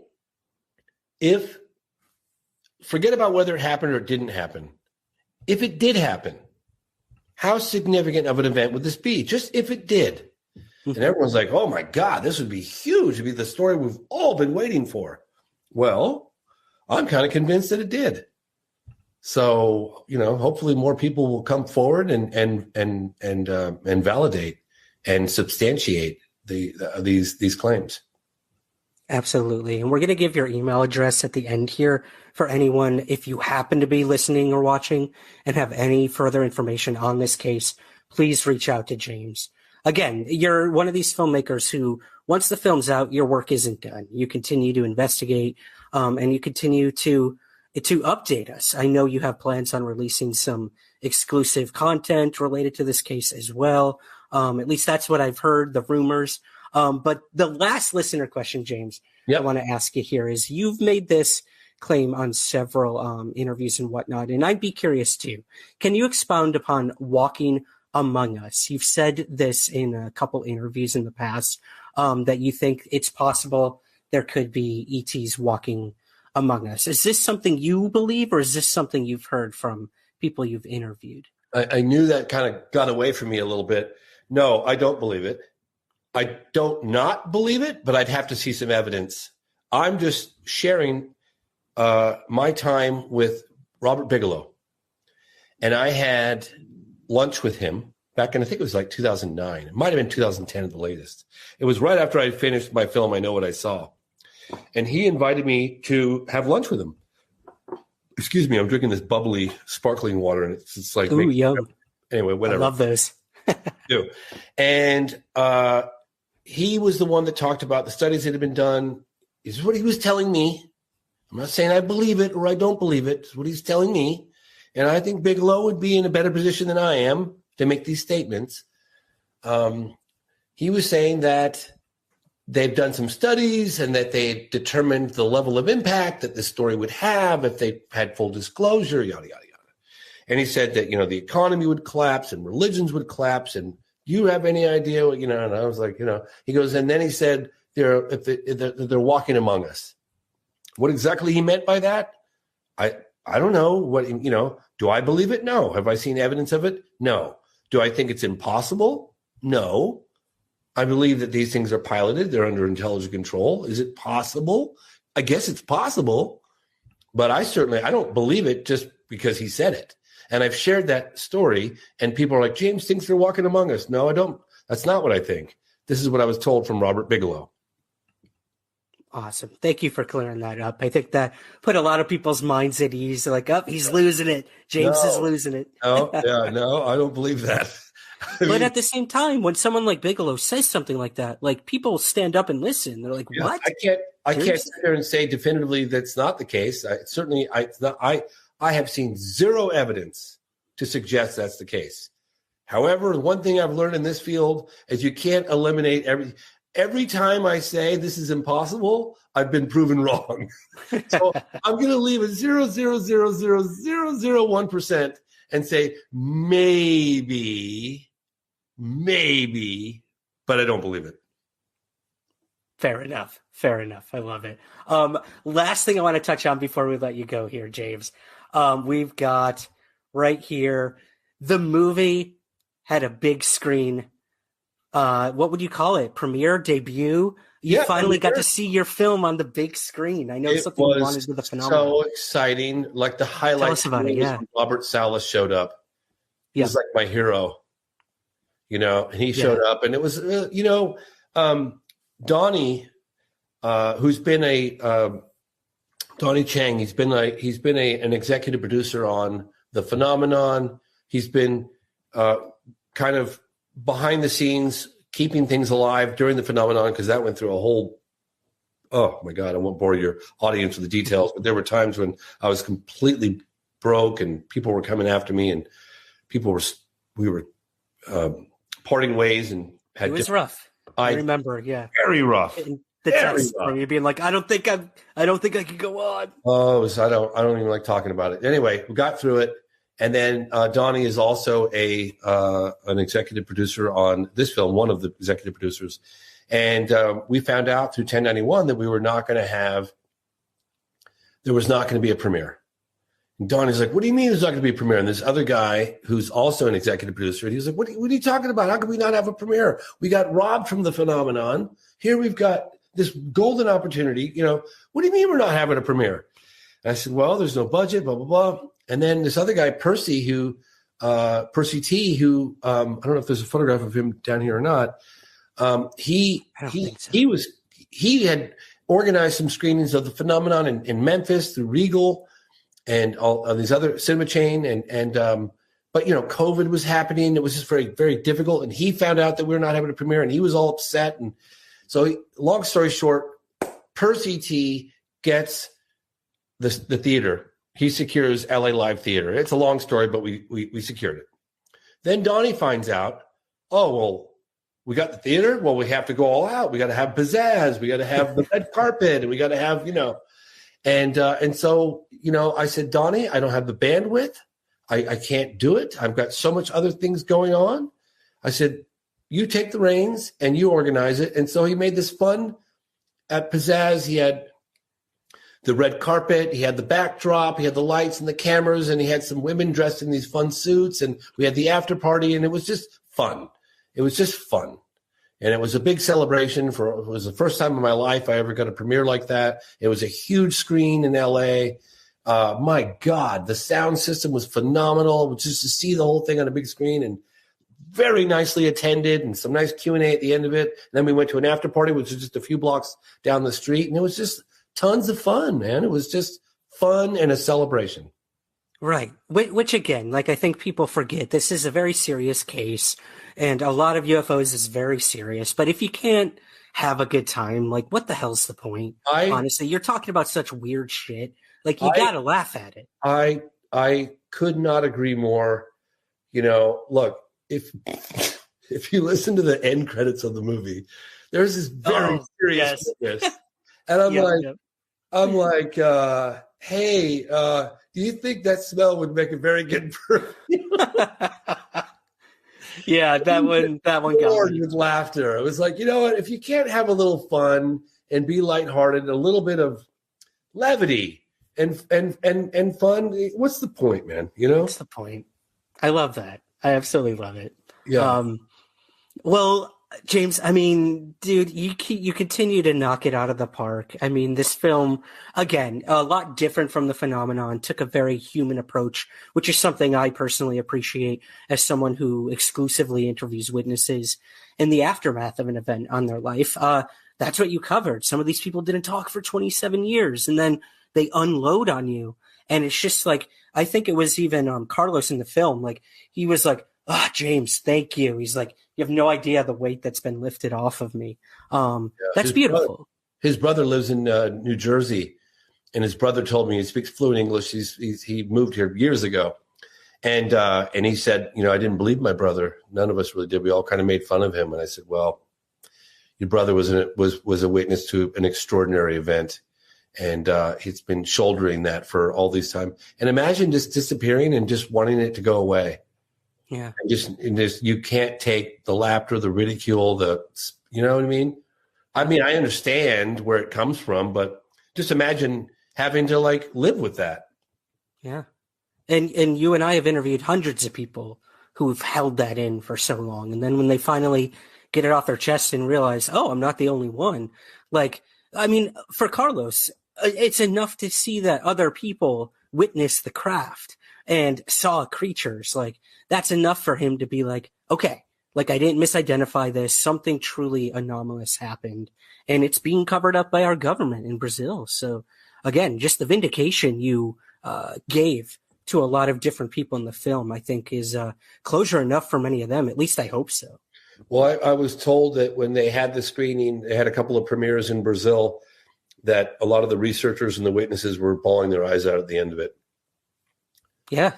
Just waiting so long for that vindication, waiting so long for that cooperation. You know, when someone's corroborated by other witnesses, that lends credibility, credence to their testimony. You imagine what a relief that would be. Can imagine. I mean, well, and this kind of confirms it for me. Thank you to Estimate for the $10 donation. This documentary reaffirmed my curiosity for the subject. What a compelling case. Thank you, James. I mean, that wraps it up right there, man. I mean, you've reaffirmed and you've solidified that this case truly deserves a place in UFO history. And it's immortalized now in film. I mean, I think we have to thank you for that. Oh, thank you. Well, thank Marco Leal and all the other Brazilian researchers too, because, you know, those guys did extraordinary research in the field for much longer than me, although I worked on it for quite some time. And I think that this is, I believe in my heart, this is just the beginning. I believe you're going to see a lot more witness involvement coming forward. I'm anticipating that in the coming weeks, months, years. Absolutely. I want to see that video. Give me that video, man. Get it. I know, believe me. Like I said, just if you guys don't think there's anyone on the planet that wants it more than me, you better think again. Right. And I know there is some money involved. If anyone has any further leads, reach out to James. It's just for the video of the Virginia ET guy, not for other video. This is the that's fair.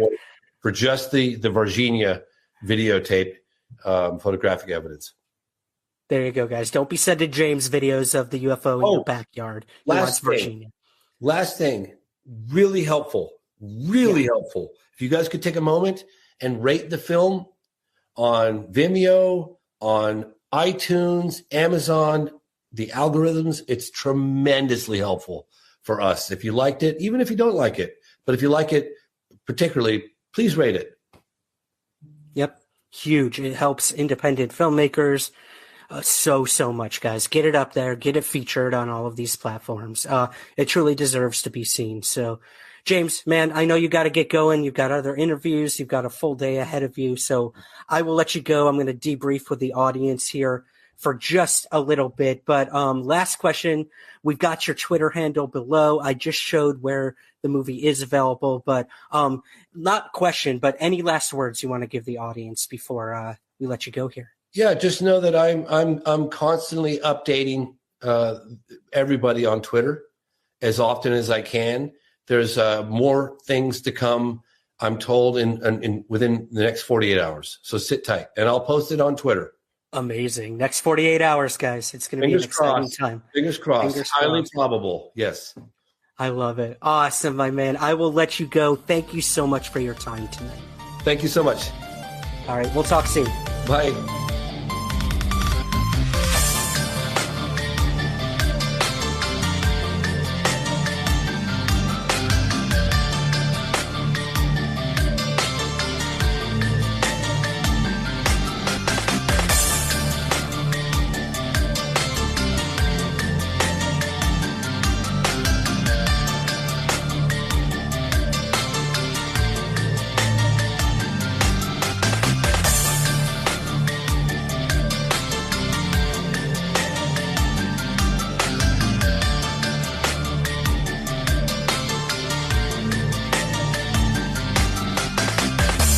Somewhere in the Skies podcast is part of the Lionsgate Sound Network.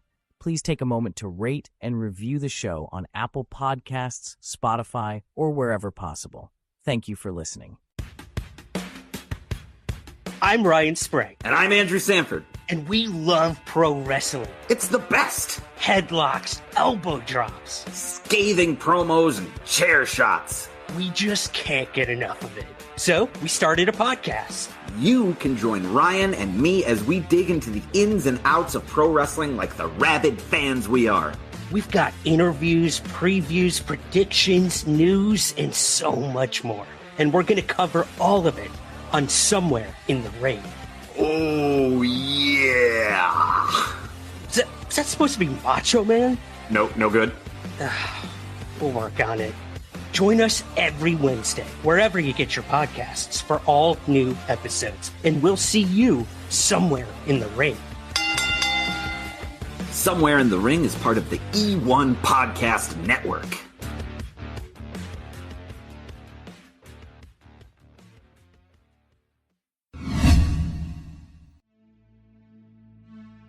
Greetings, everyone. Ryan Sprague here, host of Somewhere in the Skies. For over 7 years and more than 400 episodes, the Somewhere in the Skies podcast has always been free to listen to, but it's not free to create. So we offer several ways to help support our efforts and get rewards in return. If you listen to the podcast on Apple, you can click the subscribe button at the top of your Somewhere in the Skies feed to become a premium Apple subscriber. Or you can join our Patreon campaign with several tiers available. Both of these options give you the same benefits and rewards: ad-free episodes, early access to the main show, and bonus episodes and content. Help keep the lights on at the Somewhere in the Skies HQ, and help us continue to grow by becoming a Patreon subscriber at patreon.com/somewhereskies, or by clicking the subscribe button at the top of your Apple feed. Thank you for your continued support, and keep looking up.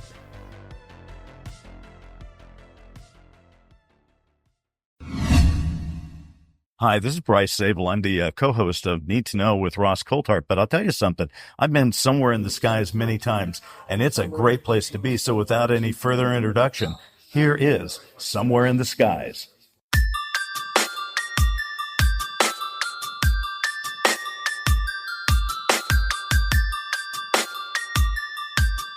This is Somewhere in the Skies with Ryan Sprague.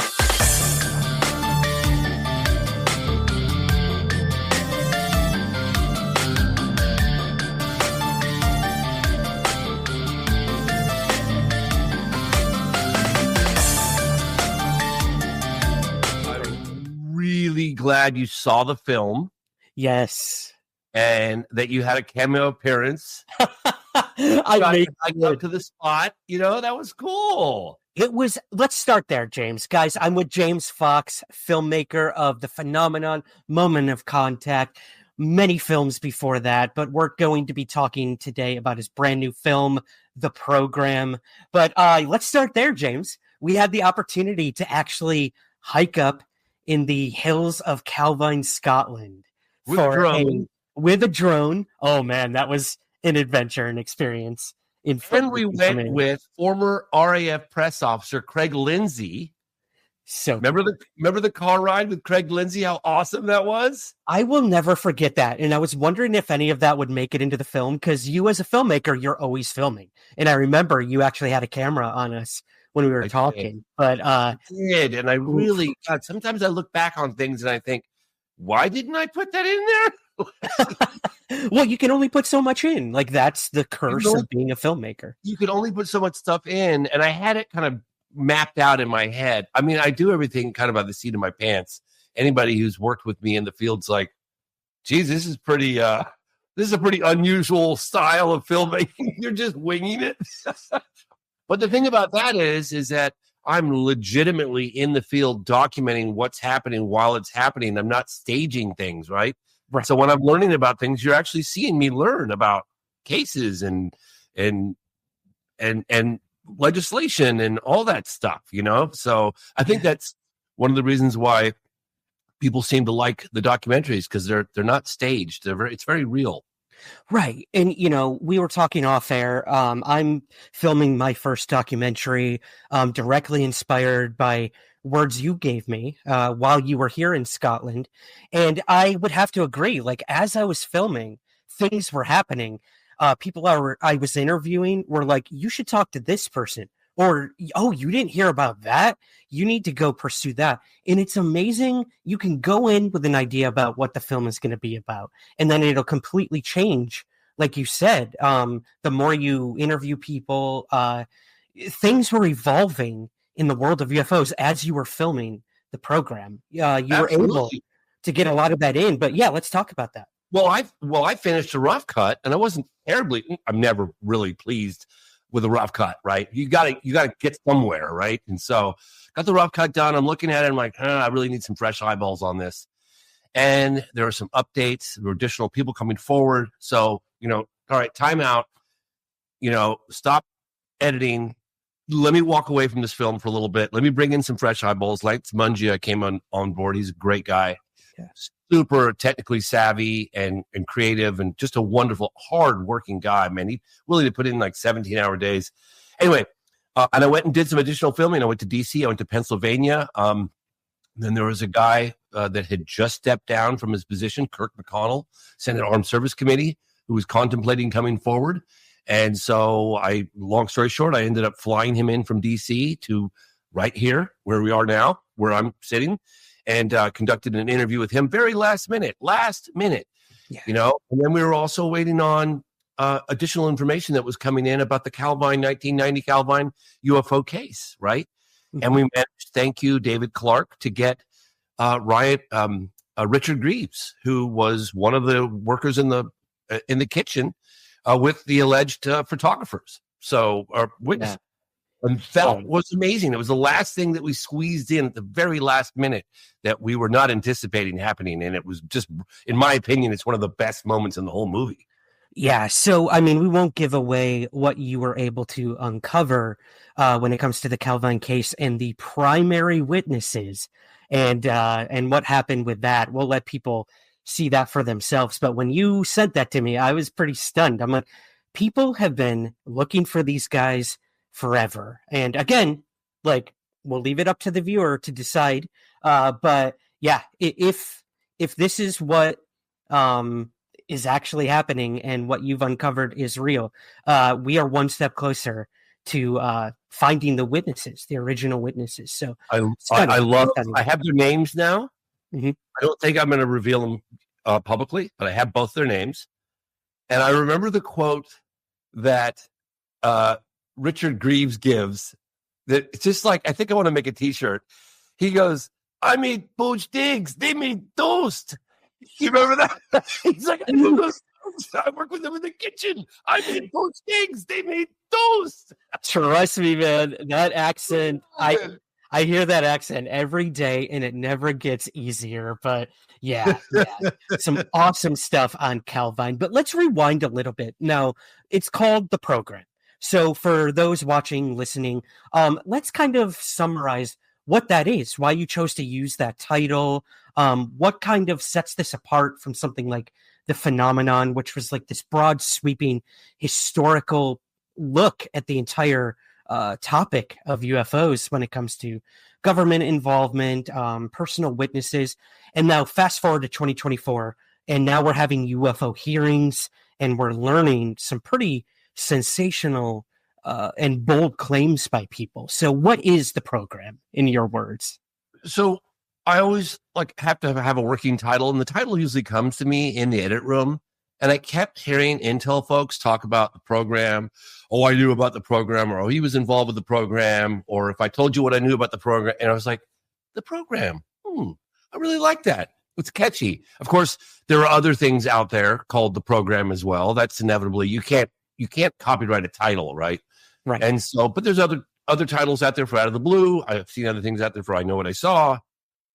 So be it. It's a shared title. But The Program came because of the fact that several people within the film kept referring to it as The Program. And that's, I guess, the involvement with the UAP phenomenon, or UFOs. Yeah. So The Program, we had this most recent UFO hearing where Michael Schellenberger, a freelance journalist, came forward and said that he learned about something called Immaculate Constellation.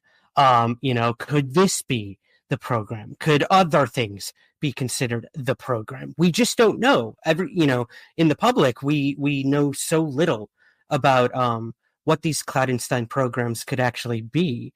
But for you, as the filmmaker, as you're interviewing these insiders, you had Christopher Mellon in the movie, Dr. Gary Nolan, who's actually studied possible remnants of these craft that are said to have come from these programs.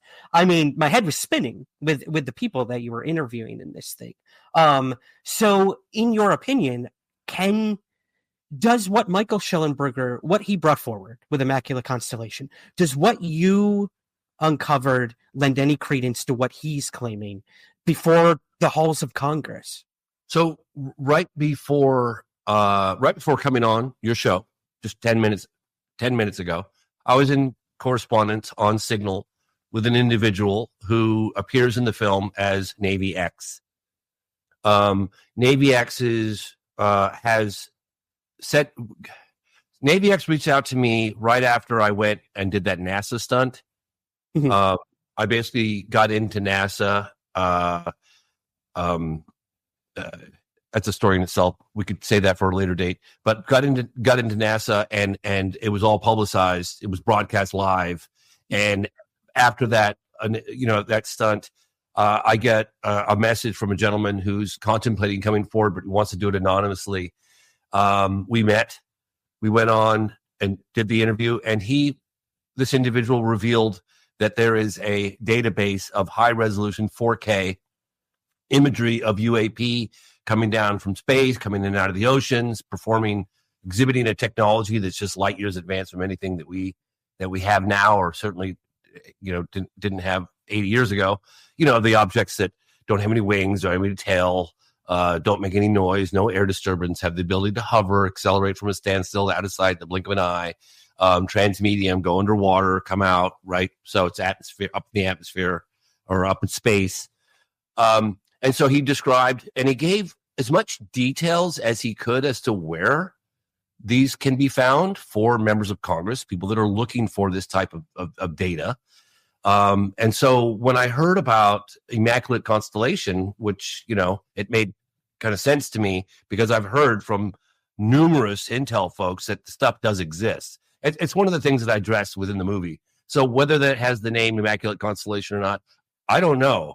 Michael Schellenberger, I trust his instincts and his journalistic integrity. So, and I know that there are members of Congress that know who that individual is. They vetted him. So it could very well be Immaculate Constellation. But again, I don't know. Yeah. But we do know there's a body of much better data, sensory data, overhead collection data, satellite imagery, things of that nature. That's one of the things that we really wanted to hammer home, because you see, people within the scientific community like Neil deGrasse Tyson, mocking the lack of better data. And it's frustrating for those who are talking to people on the inside that say, yes, it exists, but it's classified and we can't release it. Right. Well, okay, so you talked about NASA. I remember watching the live stream of their UAP study group press conference, and then they asked for questions from the audience, and then boom, there's James Fox, one of the first up to ask a question. You were able to film it, get it in your documentary as well, and you had even the director of NASA at the time. You were literally interacting with him. It was great. What was that like? Yeah. It was fantastic. It's funny. I got thrown off a little bit because I was trying to get in. I had somebody put me on the press list, but I wasn't really press. And I had this little press badge that I used when I was filming Pretty Slick, that documentary on the BP oil spill back in 2010. Right. And I looked like so much younger. This little baby face. It's totally expired, but I was like, at a distance, if it's just, attached to your hip, you just kind of glance at it. Okay, maybe that's going to be cool kind of thing. But there was this guy who looked like he worked with NASA, but he was armed. He had a gun and he was quite aggressively trying to screen me. And I was trying to get all the gear. It was all very chaotic. It was going to start. And I had tripods, camera gear, and trying to get through security and the metal detectors, and I'm having to strip my body and take things out of my pockets. But this guy was I remember thinking, this guy's like my damn shadow. Every time I move, he's right there, asking me questions. Well, who are you with? What organization are you with? And I was thinking to myself, this guy just doesn't want me in there for some reason. I don't know. And then finally the woman who had the roster, she's like, Mr. Fox is on the list. He's on the list. Brian Bender, formerly with Politico, had made some phone calls and pulled some strings and got me in there. Thank you, Brian Bender. And so reluctantly, but I could see that guy when I was on stage kind of looking at me, and I'm going after Bill Nelson, the head of NASA, right? It's like, hey, how can you say what something isn't when you don't know what it is? Yeah. It's and then what's the plan? What's the plan for telling the public? Is there one? Because you can't be studying the unidentified anomalous phenomena. You can't be studying UFOs, right, in an official capacity and not be preparing if it leads to some of these are, originate from non-human intelligence, that prepare to how to tell the public. Who does that? Who does that? Whose job is that? And they don't have a plan. They clearly don't have a plan. But it's kind of funny. He's like, you bet your boots. You remember? You bet your boots. I'm seeing some Teamsters coming out of this movie. I'm thinking poached eggs and toast. You bet your boots. I don't know. I'm just having fun with it, Absolutely, man. You have to in this topic, even when, the content itself and the implication is very serious.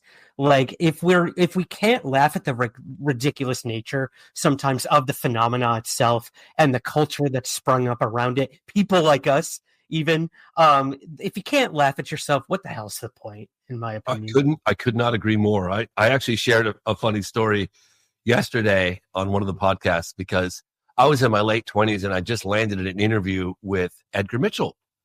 Right. Apollo 14, sixth man to walk on the moon. And I mean, it was a huge moment in my career. You could imagine, right? Here I am sitting down with a guy who walked on the moon at his home in Florida.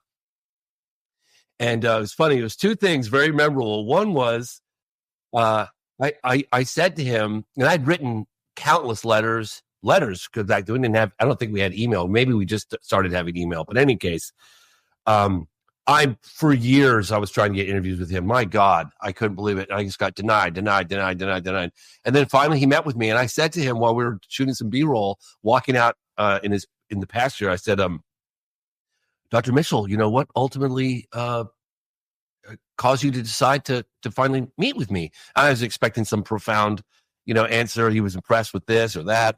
And he goes, well, James, I realized you just weren't going away. But then we sit down, and he said, well, Mr. James, what would you like me to wear? And before I had a chance to filter what came out of my mouth, I said, how about a pink nightie? And I was like, oh my God, I can't believe I just said that. It was over. Right? Yeah. And then he just roared with laughter and he fell. And I thought, thank God this guy has a sense of humor, because I just put my foot in my mouth. A pink nightie. I always That's pretty good, man. Yeah. Wow. Add to the credibility factor. He had a great sense of humor about it. I got to hand it to the guy. Anyway, I love it.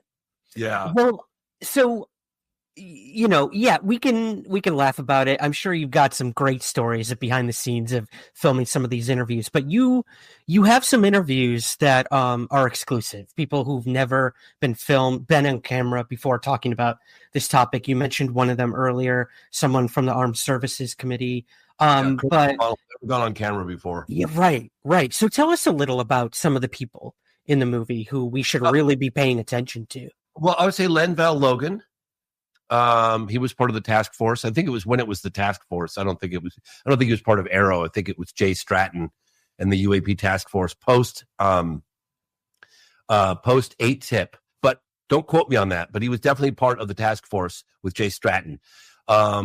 He'd never come forward before he's definitely never been on camera before.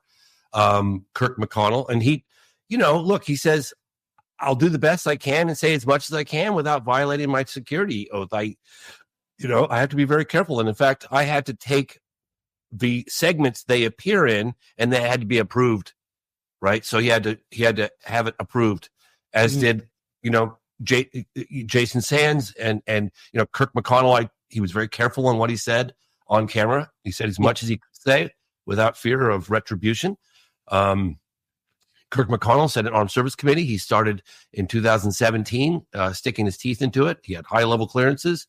And, and he talks about in the film, that's why I can say it, he has sat down along with members of the Senate with first-handers. I think it was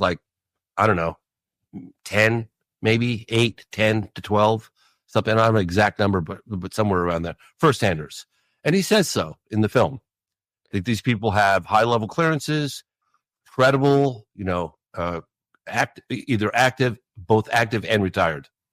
That's kind of a big deal. I mean, he's putting his neck out. Huge deal. Well, yeah. Jason Sands, I know he's controversial. A lot of people. I knew that there are going to be certain people within the community that are going to criticize me for including Jason Sands, but I did a lot of stuff, a lot of digging behind the scenes.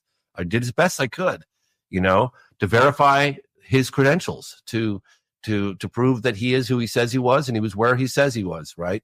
I even got his ex-wife, and I kept saying, look, I need photographs of you in the military, and I kept not getting them. And I finally said, what's going on here? And he goes, they're my ex, and she's got them they're in boxes up in the attic, and she's going to have to go dig it. I said, well, tell her $200 per scanned image. And I had him 6 hours later.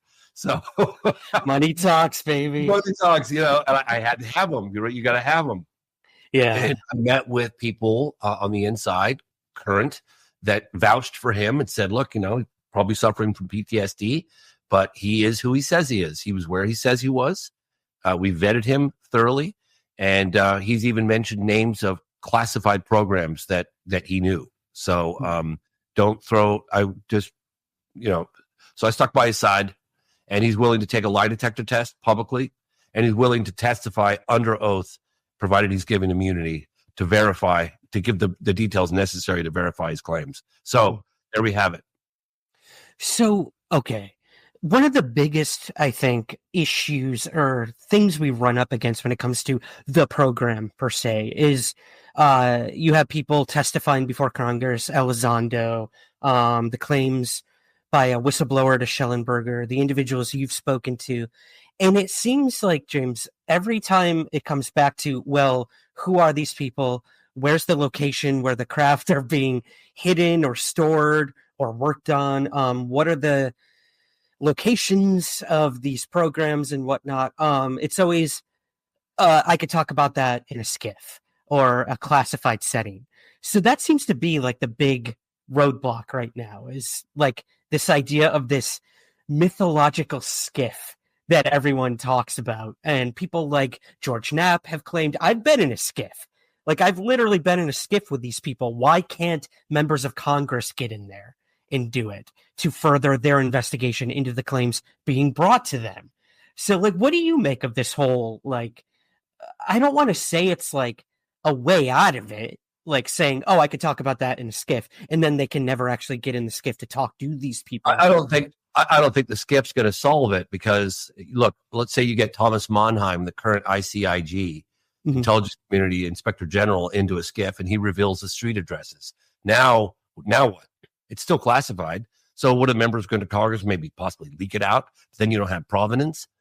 I think what needs to happen is that the first-handers need to be provided whistleblower protections, real protections where they feel secure and safe, and immunity to disclose in a public setting, just like we did with David Grush, but allowing them to relinquish all the information, street addresses, who has it, which agencies, which subcontractors, and that nature. In my opinion, that's what needs to happen. Okay, and so the executive branch, I would have, because I've asked that, and I've also asked, like, where are they hiding this so-called unacknowledged special access program, right? And the best I can get, well, if it does exist, it's probably under the DOE, Department of Energy, because that's the least amount of oversight. Yeah. So that's where it would be, right? But look, it's frustrating. People feel like things aren't happening fast enough, but I have to remind people, just look at where we've come since 2017, right? We've had a couple people, Intel folks, testify under oath publicly that there's a crash retrieval program. Let's not forget that. I don't think you can overstate the significance of that. Testified under oath, okay, that it exists. So there are consequences for lying to Congress, particularly under oath. I mean, potential prison time. So we should take that allegation very seriously, and we should keep the pressure on, keep supporting our elected officials, both parties, and while they keep digging, and try to get love the Trump administration or don't like the Trump administration. I think that they're more likely to possibly wave the magic wand and provide some level of immunity to these firsthand witnesses, which, what in my opinion, needs to happen. So this really lay, like you said, in the executive branch and policy making. You stress in the film this what do you call it? The Disclosure Act that's been trying to get passed and whatnot, through the efforts of people like Schumer and whatnot. On the Senate, passing the Senate, failing the House. Yeah. Right. So basically what you're saying is, like, it has to come to a law that's going to protect these people in order for them to come forward. Yeah. So sorry, I got sidetracked earlier on. I was going to mention there's an individual who appears in the film under it's Navy X. And this individual is putting together a statement. We were going over it just 15, 20 minutes ago, anonymously on, it's a very compelling statement, and it's going to be released on my X account on the day of the film release on the 16th of December, basically explaining, why this individual is doing what he's doing, why he's fearful for his safety, where some of this material is, what this individual has seen, and basically why he's coming forward anonymously. It's very compelling. It's several paragraphs, and it really explains a lot of things within the fear factor. The is real. The consequences for violating their security oaths, I guess, is real. So it explains a lot of it, and it's frustrating. It's frustrating for filmmakers, myself. It's frustrating for the general public when you hear all these people telling me, like, I'd go to jail if I told you what I know. Excuse me. It's like, hey, why can't we have a blanket protection somehow? And really, because if what these people are saying is true, this is the biggest story of the millennium. I mean, ever, really, right? So it merits further investigation, and it merits the efforts of our elected officials to try to provide immunity for these whistleblowers. Yeah, we'll see what happens. It's an interesting time, especially when you have, like, these people testifying before the House, and then, Arrow testifying before the Senate, and they're kind of going up against one another in terms of who knows what, what can be proven, what can't be proven. So what do you think of Arrow and what Gillibrand's doing? Very interesting. I'm glad you brought that up because I'm trying to think about how much background I give you on this. But basically, I had an opportunity right after I attended the first congressional hearings I got to attend after 30 years waiting for that. And a lot of people were like, oh, it was a big nothing burger. Well, it was pretty exciting nonetheless. I was pretty happy to be there, pretty happy to see people testify under oath, pretty happy to see the Rear Admiral Tim Gallaudet and, Lou testify under oath about the existence of a crash retrieval program. Pretty big deal. But the next day, Kirk McConnell had arranged a meeting with me in a skiff with the new head of Arrow. And there was another gentleman, Air Force Office of Special Investigations, Kevin Ryan, I think his last name was. I'd have looked into that. But in any case, John Kosklowski is the new head of Arrow. And I got in there and I was thinking to myself, like, this is crazy. I'm in a skiff with the head of Arrow. And so I said, hey, you guys got to throw us a bone here. We're not going away. And sure, the vast majority of these sightings can be explained away in conventional terms, but there's a residual 10, 15, 20% that clearly defies a conventional explanation, and we're probably dealing with non-human intelligence. And nobody scoffed or denied or anything like that.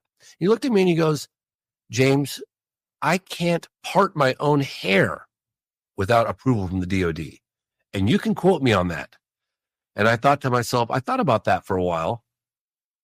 So basically what he's saying is Congress puts him in charge of digging through the various intelligence agencies and finding out what they know. And yet the DOD, which is part of the executive branch, tells him what he can and cannot say. So that doesn't seem like a very, really? Why is that? Why is that structured that way? But that's what he said. It's interesting because you had at the Senate hearing, you had Susan Goff, the Pentagon spokesperson, next to the head of Arrow, like eyeing him the whole time, the freaking lasers in the back of his head. And then at the House hearing, you had members of Congress like Jared Moskowitz saying, we were told today not to ask you specific questions. So it's like, who's pulling the strings above everyone here? And, I got to say something really cool that I was just blown away by. And this was told to me by the Air Force Office of Special Investigations, Kevin. And he goes, you can't work for Arrow. It's a prerequisite to watch the phenomenon before you come work for Arrow. And then he goes, God, that case at the end in Africa. I said, you mean the landing case? Wow. That's what? It's like the training manual for Arrow now, man. Good job. This is amazing. Yeah, it was pretty cool. So just to clarify, did you go into the skiff? I did. I went into a skiff, yes, just like in the movies. Yeah. It was crazy. Yeah. And I had to do a 48-hour background check. Then I had to go through all this security, metal detector. Then I went through this glass tube thing, almost like in a Star Trek movie where the door opens on one side and you walk in and it opens on the other side. You walk through, and then I had to get rid of anything electronic, leave it out on top of a little locker. Can't open record anything, door with right? buttons and everything on it. Oh yeah, no cameras, no cell phone, nothing, man. And boom, I'm inside. And their whole operations for Arrow are inside a skiff. And really, I walked down this hallway. And sorry, my camera's moving. I hate that. I need to turn that feature off. But I'm walking down this hallway. I'm walking down this hallway with the guy from Air Force Office of Special Investigations, AFOSI, and he stops. Wait here, and he's doing something. And to my left, there's a door open, and there's a table with maybe 5 people sitting at the table talking, and I just couldn't help myself. I just kind of turned over and I started tuning in to what they're saying. They're all sitting down at this table, and then somebody gets up and they walk over and close the door in my face. Oh man, I couldn't help myself. He's like, "Here, you wait here." I was sitting there waiting. I look over, I'm just tuning into what's being said. And then, it was pretty funny. And then I went into another room with the two of them for 15, 20 minutes, maybe 45 minutes with the head of Aero hung out for 15, 20 minutes and he had to go. And then I hung out with the other guy at the Air Force Office of Special Investigations. Interesting. I was asking him about Men in Black. Who are they? What agency are they from? Are you looking into it? You need to look into this case, that case. Like, here's where I think you could find something. Yeah, it was pretty cool. Please tell me you asked about Doty. I did not. I did not. Sorry. It's all right. Next time. Yeah, but I have one of their numbers. I text with them. Wow. So, but I told them, I said, you got to throw us a bone. You can't. We're not going anywhere. Yeah, this is not going to go away. It's not going away. Yeah, absolutely, man. Well, and see, that's the frustration right there. You were in a skiff. Why can't these members of Congress get in there to interview these people? This conundrum it baffles me. I don't get it. Look, they didn't reveal anything classified, and the fact that I met in a skiff. I mean, I don't know. Could they have shared classified? I don't know if they could have or not. I mean, I did a lot of the talking, and but when I started talking about NHI, and I clearly was like, this is where this is going, right? You know that, right? And that's what he just said. Look, like I can't part my hair without the DoD approving it. Yeah, he said to me. See, and that makes me think they wanted information from you, not the other way around. They're gathering intel from the people who are, investigating these things, making films about them. I told them stuff, and there's one particular bit of evidence that I've been digging up. People are getting frustrated because they're, the Virginia case. We talked about photographic evidence. I've been going after that for a couple of years now. I don't give up. Like, I've been going after quietly, and again, I have to say thank you to David Clark on the Calvine UFO photograph. I mean, it's been like quietly in and out for 20 years. I've been kind of making inquiries about that, pestering Nick Pope about it. Great interview he gave, by the way, on that case, isn't it? That was interesting. Yeah. How he sort of framed the whole experience in real time. I waited 20 years for that moment, and going to the spot. So I'm also been trying to track down footage of a launch at Vandenberg Air Force Base. I've been on it for about 10 years now, maybe 12 years. And I know the individual that has it. And so I've been working that angle for a while and talking with, it was basically a launch. I think it was in September of 1964, Vandenberg Air Force Base, quite similar to what Robert Jacobs talks about with that object that circles the tip of the Atlas rocket, shoots beams of lights at it. This particular footage that I'm going after has, I think, 2 or 3 objects circling the tip of an Atlas rocket traveling at roughly 8,000-9,000 miles an hour, taken in 1964, but it doesn't shoot beams, according to the people that have seen it. It doesn't, and the individual who has it, it doesn't shoot beams of light, but it does circle, and it's 2 different camera angles, one close and one further away, showing exactly the same thing. So they've totally eliminated any possibility of lens flare, things of that nature. Mm-hmm. But it's pretty impressive stuff. And they kind of want my help to go after it. And I did say to them, if I help you get it, it can't disappear. Like, I'm going to get a copy and you'll get a copy.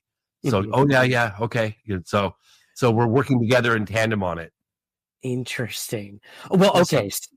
Yeah, we'll see. But if they lie about it, I'm going to call them out. Yeah. And I told them that. Like, you're not going to make this go down a black hole, because I can give you 1,000 cases right here, right now, about how this stuff has an uncanny ability to vanish. Mm-hmm. Well, on that, I know we got to wrap things up shortly, but I've got 10 minutes and I got to walk my dog, and then I've got to go to my dad bod class with a middle-aged dudes and older, get together and work out and make fun of each other and pump iron. And it's really fun. It's good for my mental state of health. So yeah, I don't need it. Top priority. You're going to need it for the next few weeks, my friend. That's for sure. Black hole video. I have to ask you this. When we were in the car, you played a voicemail for me. I won't name the individual, but people will know who it is, about a certain video. Will we ever see that video from, okay, well, everyone knows at this point. Is Logan Paul ever going to drop this best video ever on us? What's going on? I had another guy come to my house. He probably wouldn't want me to mention his name, and I can't remember his name right off the bat. Right here, came to this table right here about a year ago, something like that, maybe less. And he has the video. And So he showed it to me. I said, well, can I take a video of it? And it was very degraded. And it was edited. It seemed like somebody had edited. It wasn't it was kind of chopped up and degraded. I mean, it definitely showed the disc, doing the wobble that I remember crystal clear, and the paranoia from them inside the car and the light over the top of the car, all that. But it was kind of edited and chopped up, and it was really degraded. And I was like, God, and he said that he had contacted Chuck Clark, and he was going to have it enhanced with the latest software to get rid of all the dropout for preservation purposes. And then I said, okay, well, do you think it'll get released at that point? He goes, well, my first step is to get it enhanced, and then we'll see what happens. So I haven't forgotten about it. I'm still going to try. I won't ever give up on it. It's at one point or another, I'm sure Chuck Clark. Oh, and one more thing I'll say about it is that I was on a tour at a conference, actually with Fade to Black. Jimmy Church. Yeah, Jimmy Church. And we were on a conference. We took buses from Las Vegas out to Area 51 as part of the tour. And we got to Little Ailey Inn, and we hung out there for 3 hours. And we had food and drinks and whatever. And I met and I've known her for decades, the daughter of the woman who owned it. I think it was Pat. Joe and Pat used to own it. Pat's still around. Joe passed. And Pat's daughter, I talked to her about that footage because Chuck Clark lived like a couple hundred yards away from the Little Alien in a double wide for probably 20 years. Of course, he had that footage and everybody knew about it. Everyone's seen it. And so I said to her, like, why is there so much secrecy around who shot it? Like, what's the big deal? Why don't they come forward? And we talked, and she was very she remembered me and knew who I was, but she was kind of standoffish. And then she looked at me and she goes, do you really think we're that stupid that we're not going to make a digital copy of it? She goes, there's reasons why that individual didn't come forward. No, there was reasons why, and she wouldn't tell me. And I don't know. I don't know. I don't know. But I won't. I haven't given up on it. I haven't given up on going after any footage. Sometimes this stuff takes a while. I don't know. Yeah. Welcome to ufology. Welcome to ufology. Yeah. I mean, look how long it took for the Calvine UFO photograph to surface. Oh my gosh, man. 34 years, 33 years. And completely by happenstance. Like it was in his desk the whole time. Yeah. God, it's crazy how these things work. Oh, well, let's talk briefly. You had Gary McKinnon in the movie. I know you were, I think you were with him the day before you met up with me, right? Yeah, probably. Yeah. Probably. Wasn't that great? That was so cool to hear from him again so many years later. And the fact that he talked about he was going to take his own life before he would go rot in a foreign prison. Yeah. It's intense. Yeah.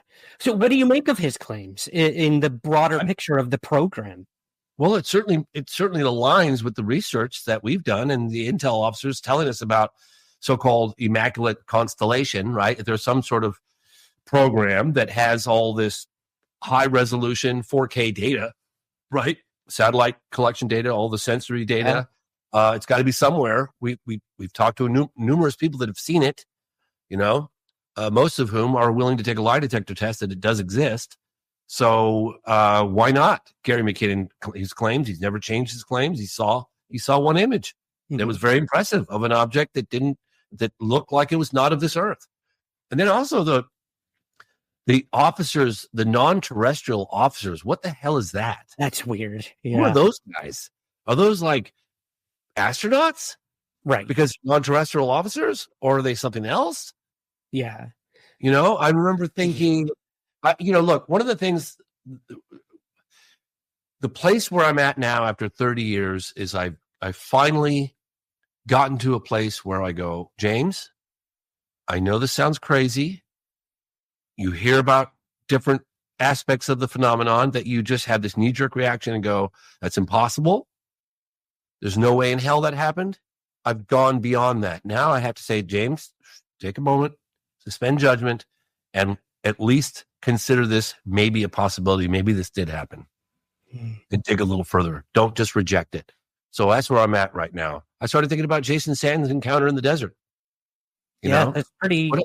What if again, if true, like that's a pretty nutso. He's willing to take a public lie detector test. He has the names of the other officers that were on duty that day. We have a date, we have a location, we have names. Let's dig into it. Yep. Prove or disprove that. 80%. Let's let the world know about it, and let's dig deeper on that one, because if that really happened, wow. Mm-hmm. Wow. It's one for the ages for sure. Yeah, I was like, man, Incredible. It was incredible. I'm gonna look at James. I've got just a couple questions from Twitter here, really quick. I'll just pick one. I'll pick the greatest hit here. My favorite color is dark blue. Next question. Done. Heinous X says, "What's up, James Fox?" Let me see here. Oh, here's a good one. Brian Jacoby asked, "What is the biggest frustration about going through the conventional route, aka Congress politicians? What can us normal people do to push the topic forward?" What us normal people can do, myself included on that, is to support our elected officials, bipartisan effort to push for more transparency. They need to hear from us that we want answers, and they have our support. I can't overstate how significant that is. Okay, cool. Let me see here. We talked about, you posted on X today. You were looking for the J. Edgar Hoover document. What's going on with that? Well, why are you looking for that? A friend of mine was asking me about it, and I was like, "Oh yeah, I know where that is," and did a little quick search. It's like, well, why can't I find this? Yeah. And then I remember thinking, you know what? That's a pretty significant document. We're talking about crash retrieval stuff. The former head of the FBI, in his own handwriting, right? Because I featured this document in Out of the Blue decades ago, says, okay, perfect. Thank you. This is excellent. So look, if we could just figure out some people say LA, or is it SW?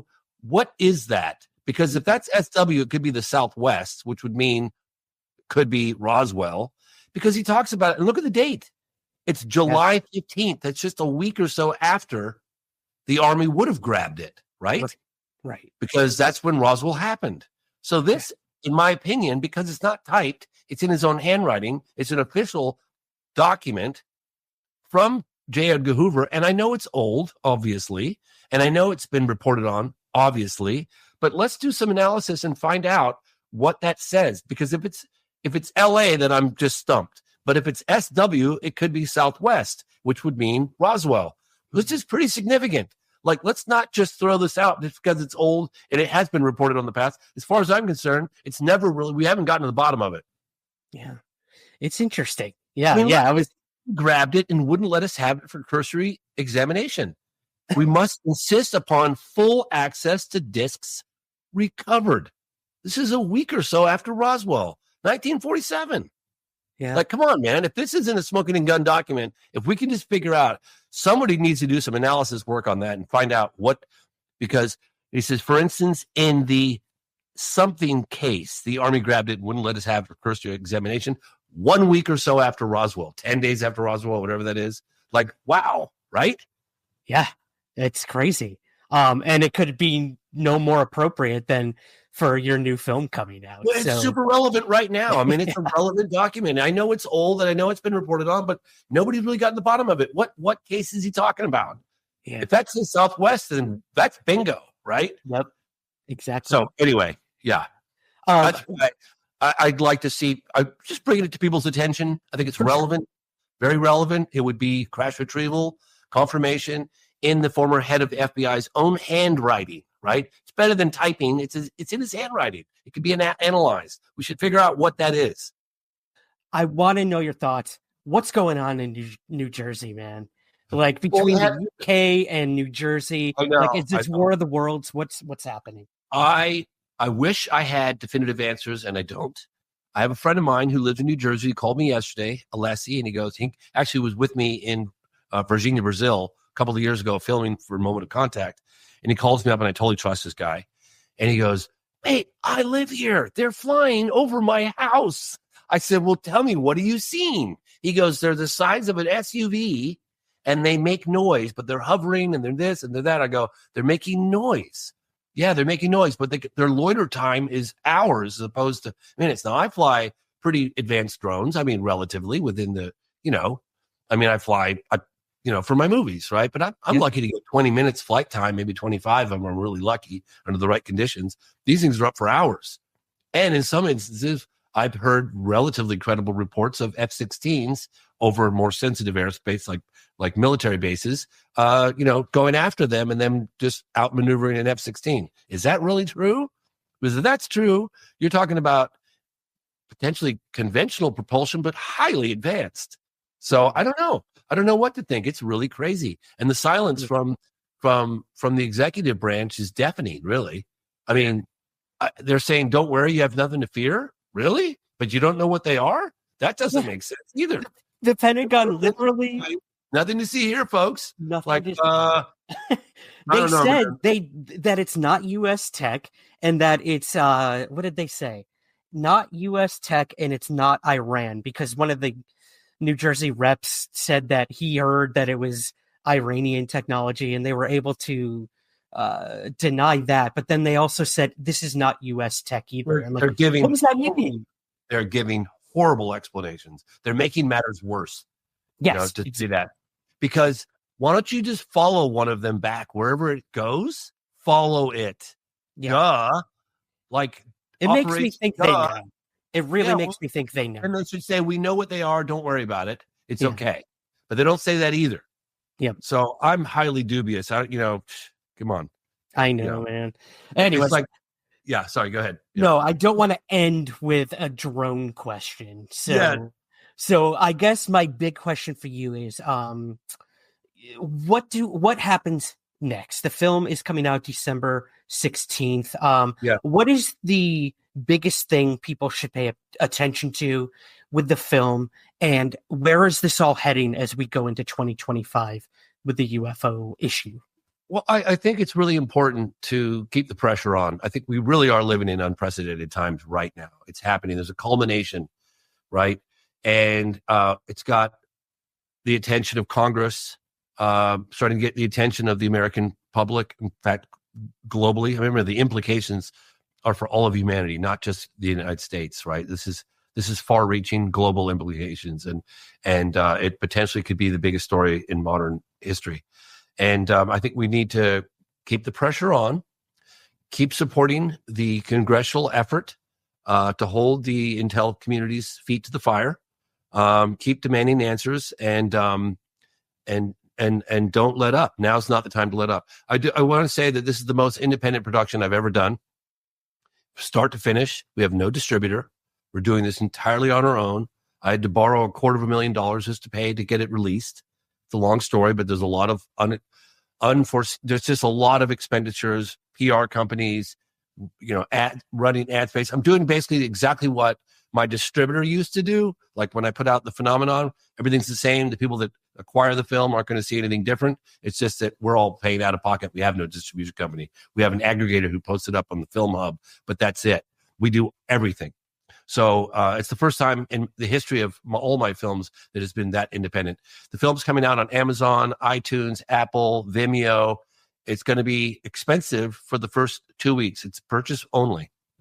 I know. So it's going to be $20. And if you can't afford the $20, I totally get it. Sit tight, and we will make it available for rent at the end of this month. We're trying to recoup. We're about $1 million in debt right now. People wanted me to set up a GoFundMe. I refuse to do that unless I'm in a foreign prison somewhere and I do not have the ability to get myself out. Then you can set up a GoFundMe. I'm not accepting free money, but if you guys want to fund me and you want to help, buy it in the next 2 weeks. And if not, wait until it's available to rent. And I do appreciate all of your support. I really mean that. Yeah. And if you want to see me, my sweaty ass hiking up a hill with James Fox, who's in way better shape than I'll ever be. You can see me for like half a second there. But hey, I'm not arguing. Under the tree too. No. Yes. That was You're me under in the tree. Yes. You're in there a number of times. That was me and one of your camera guys. So I can say that I was a reenactor of one of the Calvine UFO witnesses. You know what? You're going to get an Academy Award for that. Your acting was phenomenal. The way you stood there under the tree and knelt down, That's Oh, Academy man. Award right there. I'd like to thank my mom, all of my supporters for this award. No, I'm kidding, dude. It was such a pleasure doing that with you. Like, it's a memory I will hold dear forever. Keep me posted on your documentary on the Shag Harbor and let me know how I can help out. Absolutely, I will. And thank you. I know you got to get going, James, but I can't wait for it to come out. Like you said, we'll have links to everything in the show notes for where you guys can find the film. And good luck with the release, my friend. Thanks so much. Thanks for joining us. Bye, everybody.